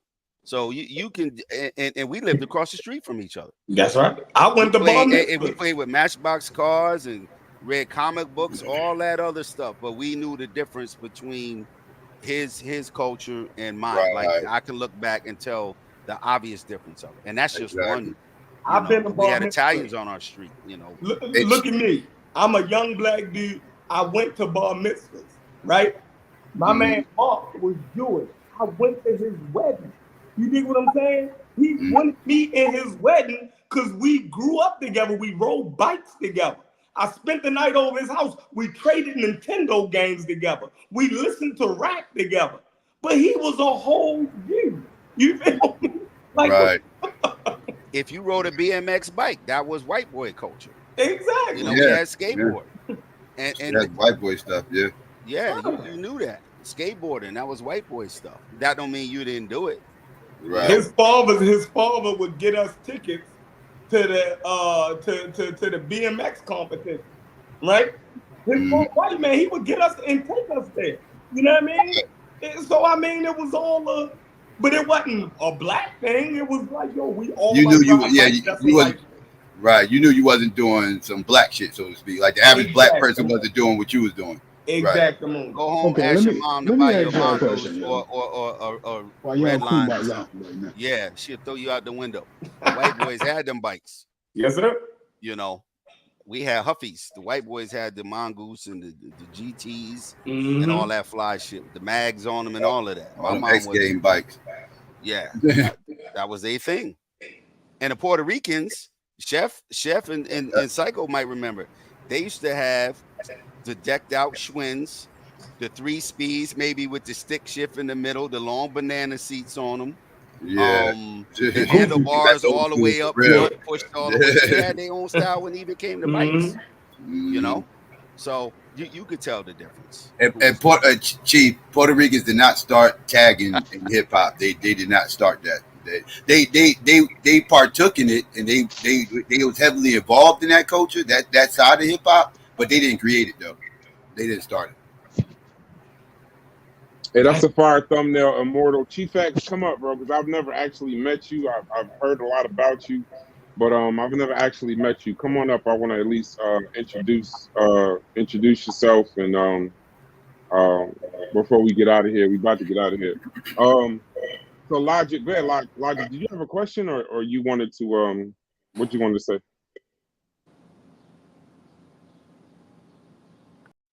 Oh, Logic's out of here. I think he bounced. He gotta get ready for the show anyway. All right, so come up. We got about 2-3 minutes left, Chief X. We just want to introduce ourselves to you, and then move from there. And then Psycho, once again, bro. I know we singing your praises. We have your email. I'm gonna send you some information. Join, hit that Discord. We'll have a conversations live. We have a pretty jumping Discord. Do you have anything you want to plug? Any shows coming up? Any information you want to put out there? Yeah, well, you can just find me on YouTube, Psychopathy is live, SYKOPATHEIST, live, LIVE, and I'm going live tomorrow, Wake and Bake. That'll be like 12 o'clock noon Eastern Standard. That'll be my next show. Okay, hold on. Let me get your link in here. Somebody bring Chief X to the panel. Hold on. That's you. Are you looking at the screen with W right here? Yeah, that's me. Yeah, that's me right there. Subscribe. Okay, good shit. Already. All right, I'm gonna drop the link in the chat. Y'all go follow the brother's channel. Check out Wake and Bake in the morning. I'm gonna play a little bit of this song, and X, if you up here, most certainly we introduce ourselves, and then I'm gonna play a little bit of the song. Hits, you tell me how much of this song I can play. Before, you know, because Hits is our resident tech guy. I'm trying to protect it. Why Here we go. Why you call it? You might as well jump to the lyrics. Ain't no, I'm recognized as the microphone destroyer. Competition minds up in the state of paranoia. I told him if you're scared, go get a dose about tomorrow. You probably see 20 rappers I think everybody can go play it on their Rushing the motherfuckers, the deadliest nigga busting. How can they touch me when they lost the thought? On death row, we lock shit down across the board. Now flash and watch me getting that ass like a bikini. Lyrical legendary, so niggas will never see me complete. Okay. I don't want to get banned by Yasa, but go check out wherever you are. Big Daddy Kane and Tupac, 1996. I never knew that they did a song together. Part of the thing, if you're from Jersey, I'm pretty sure this happened in everybody's town, but if you're from Jersey, you remember that when Tupac died, for some reason, his catalog went absolutely crazy when he died. Machiavelli 11, Machiavelli 12, Machiavelli 36. Yes. I never forget Broad Market by Dr. J's. It went my man Double O out there insane. Yes. Went absolutely insane. When he died, Tupac was impressive, right? But I was still fairly young when he passed. But when Tupac passed, let me add you to the stage. When Tupac passed, one of the things shouts to Chief X. When Tupac passed in Jersey, I was a kid. But what really changed for me was literally all of the volumes of music that man made. they dropped at least 25 different Machiavelli mixtapes after he died. That was the Outlaws leaking all that stuff. The Outlaws leaking all that. Oh my God. And it He was did such what good artists music, are though. supposed to do: record. Man, it was such good music, though. Record it, Like, yeah. I liked his catalog while he was alive, but I was young. But the Machiavelli mixtapes was like, some of those were better songs than some of the stuff I heard beforehand. Yeah. So, but before we get out of here, hold on, X, I'm gonna let you close the show. We got DJ L Rock in the building. What's going on with you, my brother? What's Hopefully up? you are subscribed to both channels, Carnivorous Podcast. We're letting you know we are streaming live on both channels, Tribe Media and Carnivorous Podcast. We partnered up. We bring it back to Coalition. This Sunday, we're going to have a discussion about the elders. Did they lead us astray? Did they lead us in the right way? Hopefully y'all come back and check that out. Tonight, we talking about the pros and cons of being black and woke on YouTube. My brother Logic, he going live at 8 o'clock. Y'all come back and check that out. We're trying to be a 24/7 media channel. If you click on this link, within the next year, you'll be able to find some kind of content you like: gambling, sports, wait, Chief X in here, Moringa, Black Egypt, all the see, I know a little bit about you. I know a little bit about you. So and definitely West Coast. And before we get out of here, DJ L Rock and Chief, y'all get it together. We did a top 4 list tonight. Shout out to Shannon Sharpe, shout out to LL Cool J. We did a top 4 list based on longevity, influence, lyrics, and catalog. And hopefully, before y'all stop speaking, y'all give us y'all top 4 based on that criteria. But DJ L Rock, introduce yourself, brother. Join the Discord. It's pinned, so we can have private conversations that may splash onto YouTube. So go ahead, DJ. What's going on, G? Ain't nothing much, man. I'm just stepping in. Actually, I came in late. I'm actually a subscriber to Chef's channel, and so I've been in the conscious community for a while. Wow. But I'm interested because I know the hip hop talking. I mean, I know y'all were talking about a lot of history on hip hop, so I was kind of just tuning in just to join the conversation. And as you know, I'm a DJ and I make stuff like that. So I'm just kind of just joining in, man. I want to be a part of it. That's all, pretty much. No, I appreciate it. Drop your email in the back chat. Join the Discord. We got a lot of hip hop shows coming up. We're gonna get back into the Lord Jamar conversations. I have an interesting twist on that challenge. It's just with Tribe Media, we cover so many topics. I kind of have to curate some of the content that we have. Hip hop, it's very popular conversation, but I have to protect the other shows on the channel, so we can't just talk only about hip hop. But I want to have dedicated shows about hip hop and spur of the moment conversations like this one. But I'm about to put you on the spot, and we got a resident DJ architect in the building. He does DQ radio. You can see the tables behind him. L Rock, give us your top 4 lyrics, longevity, influence, catalog, and lyrics. I think he might have dropped off. Go ahead, Chief X. Introduce yourself, brother. You come with you back. Hold on, X. I'm sorry, give us your top 4. Call. Oh no problem. Yeah, so definitely LL Cool J. Hold on, I had it at the top of my head. Now I lost it. Shit. Damn, it's a tough list. Yeah, 4 is tough. Okay, I'll come back to you. I'll let you close with your list. Definitely. Chief X is in the building. Now give me a second, Chief X. I don't know much about you, but I've watched some of your content. Hopefully, I think you're new to Tribe Media. We're gonna be doing conscious community stuff. We would love to build with you, brother. We brought the coalition back. Chef and Corey, we added Logic. So we're gonna bring. I don't like the conscious community conversations per se. I'm new to it all, but I like people who speak bluntly about it. Right? I know you have your stances on Black Egypt. I know you. I don't want to limit you to these things. You can introduce yourself. I know you West Coast. I know you had or still have the Moringa on deck. I've seen you cuss some people out until you can no longer be cussed out before. I've definitely heard that before. You got the pipe. I got the cigar. Shouts to you. Introduce yourself, brother, to the platform, and leave your email so we can link up and do some content together. So go ahead, Chief. Yes, sir. Chief X is my name. Out here in California, I live in Los Angeles, so I represent West Side, West Africa, and I subscribed to Tri Media yesterday because Chevron was telling me, but I'm like, who is Brass? Who is Brass? What's Tri Mm, Media? So yesterday I looked at a few videos. I watched one with Chevron and Chevron listening. I want to tell him thank you for what he said mm-hmm, about me. Right, Chevron and probably Corey is the only two people who's kind of really just had my back and wasn't in their feelings where they're able to have me on and have conversations and things like that. So Chief X mm-hmm, don't mean no harm to nobody. I've never beat anybody out of no money. I mean well. I'm just a straight a truth seeker. You know what I mean? I've been through all the clicks on my way up from the early 90s up until now, right?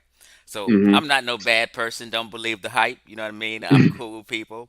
The only reason people mad at me is because I went against the grain. mm-hmm, And I debunked a lot of the elders. I debunked a lot of the bull crap people believe in the community. So it pissed them off. It's not that I lied or I meant any harm. It just, you know what I mean? When you go at people that you look up to, it just angers people. But I'm mm-hmm, just Chief X. I'm here, and I love what y'all doing. I kind of put it together all last night that you guys were kind of combining and you were doing some producing for the show, and I absolutely love it, right? And I'm hyped about it. You know what I mean? So I've always been myself, a lone ranger, right? mm-hmm, And just done my own thing. Sometimes I can be a live wire, right? And I remember Corey told me um, some months ago, Chief X, you better off as a one man show, right? mm-hmm. And I had to think about that. Say, yeah, I don't think it's hard for me to kind of belong to cliques because you don't know what's gonna happen. You might be with a clique, and then you find out somebody in your clique was a child abuser or some kind of crap. You know what I mean? Yes, You don't. I don't. You just don't know people, so you just don't want. I don't. I never wanted to. Every time I thought about connecting myself to a group, then I find out about somebody in the group, and I said, "Oh, that's a bad reflection on me." So I just been a lone ranger, so I'm always open though to come do presentations or what have you. I'm open to come on for sure, panels and do my thing with y'all and whatever. I'm always available. So for that's sure. just me. I gotta respect. One thing I do respect, right? I never really, um, I never really make my decisions on anybody, even if what I see, because I understand a lot of things is entertainment. I think a lot of things are based on relationships between individuals, but it's not necessarily based on a relationship with me, right? And just so you know, we're more of a business. This is a business. We're trying to create a 24/7 media channel on YouTube. So we're always looking for content, always looking for content creators. We don't do joining. Most we ask people is join the discords because we have good conversations in there, and it spurs a lot of good content. And one thing we always believe, Chief, is you compete if you want to stay at the bottom.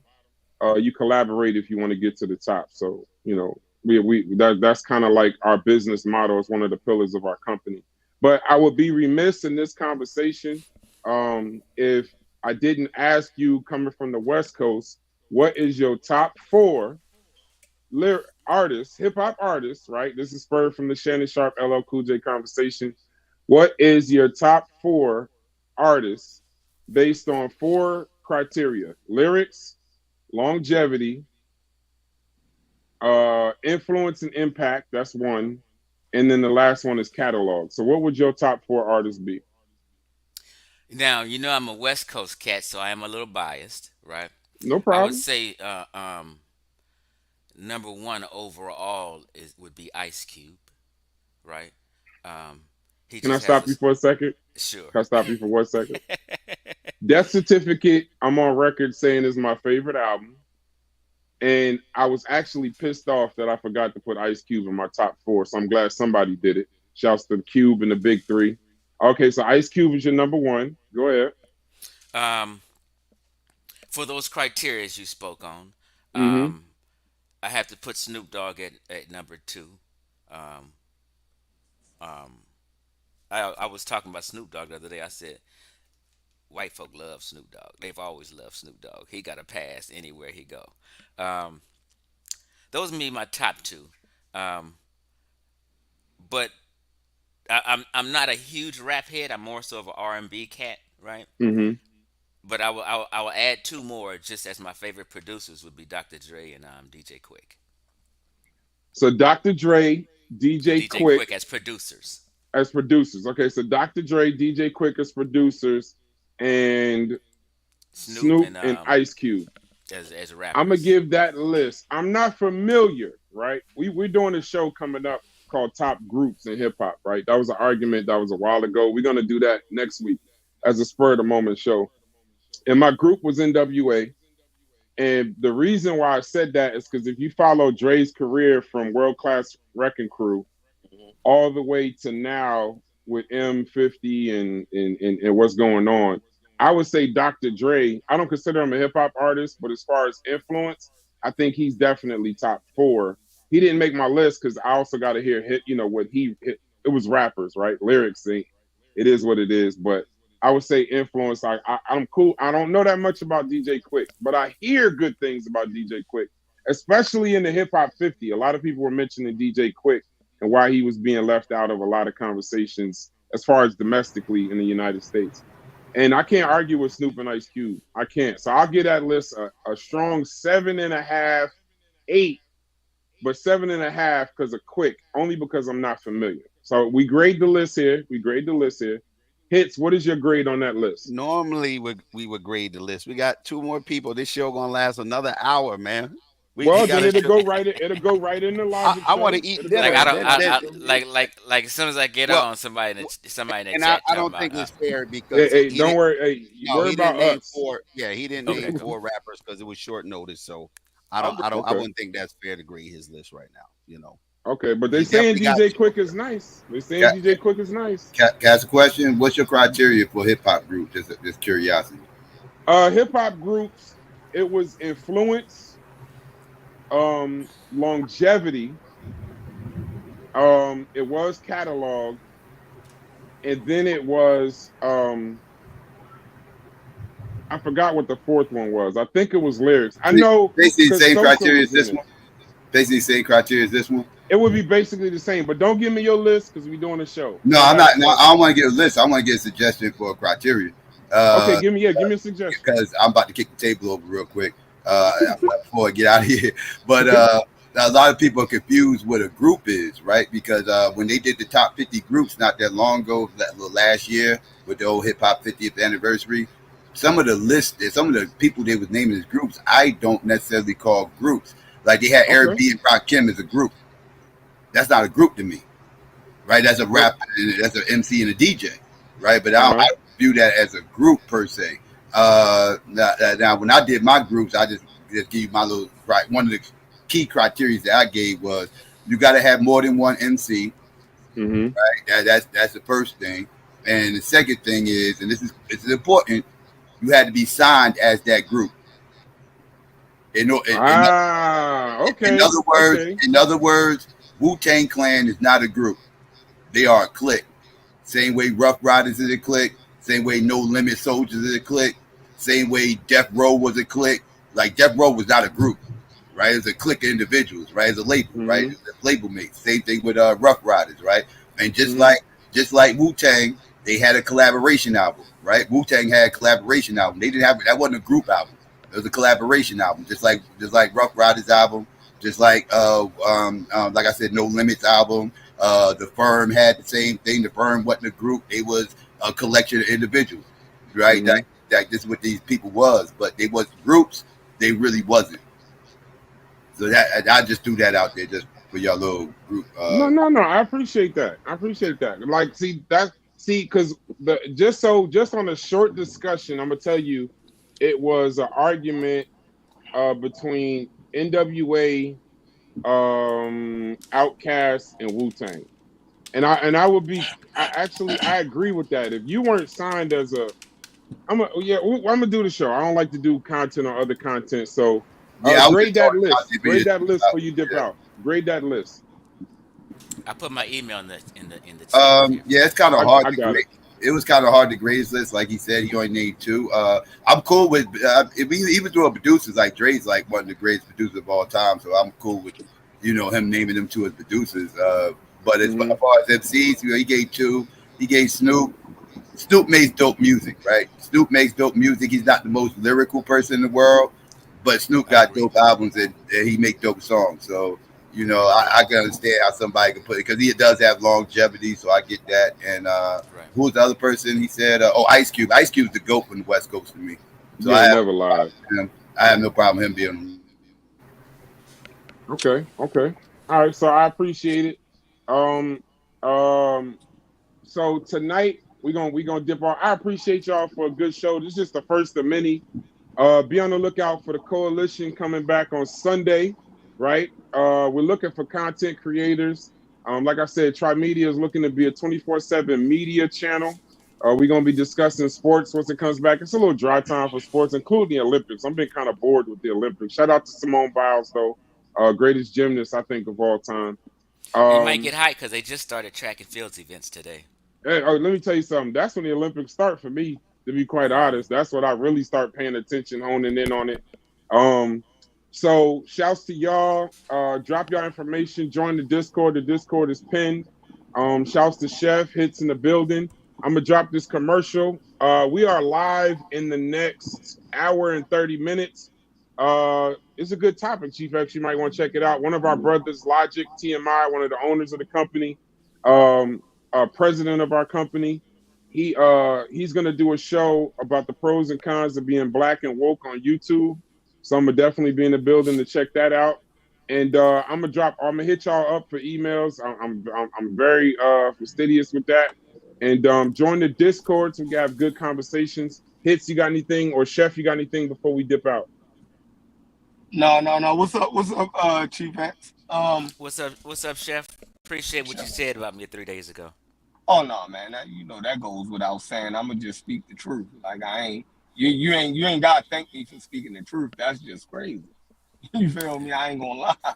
You know what I mean? You gotta thank a person for speaking the truth. Yeah, that's something that's crazy, right? But no, man. Listen, let's just keep working. You feel me?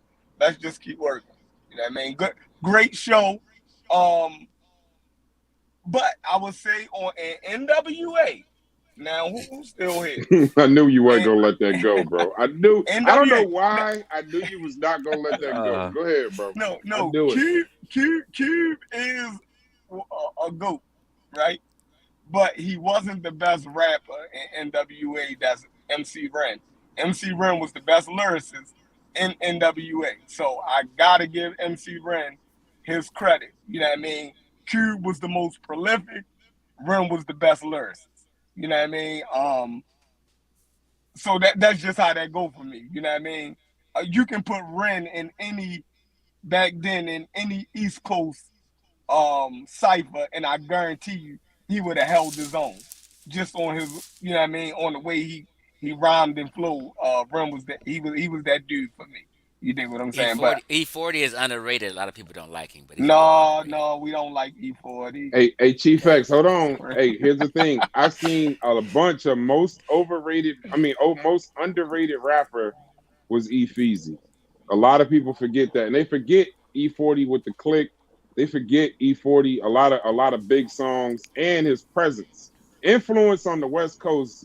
He literally is the. Shout out to Mac Dre. I'll be remiss and too short, but I think E40 would take the crown for the Bay. If I maybe I'm missaying that. But we live hits. You got anything for going to the commercial to close? Nah, just thanks to everybody who popped in. Thanks to the chat. Tune in later to Logic show and the future shows. Peace to the Carnivorous Podcast and Chef and Corey, Chief X, Psycho. I think we lost DJ Rock. The Rock definitely come back. Just thanks everybody. Is that DJ Scott LaRock? No. Oh, okay. No. Well, thanks for having me, y'all. It better not be. It better not be. I'll shut you won't this see stream me down no right more. now if Scott LaRock show up. Thanks for having me on, y'all. I'm out of here. Yes, sir. All right. See you later, Chief. All right, hey, shouts to y'all. Are we live in another hour and a half? I got to go take care of the family. And then Logic, TMI, he'll be back. What are the pros and cons of being black and woke on YouTube? And we out.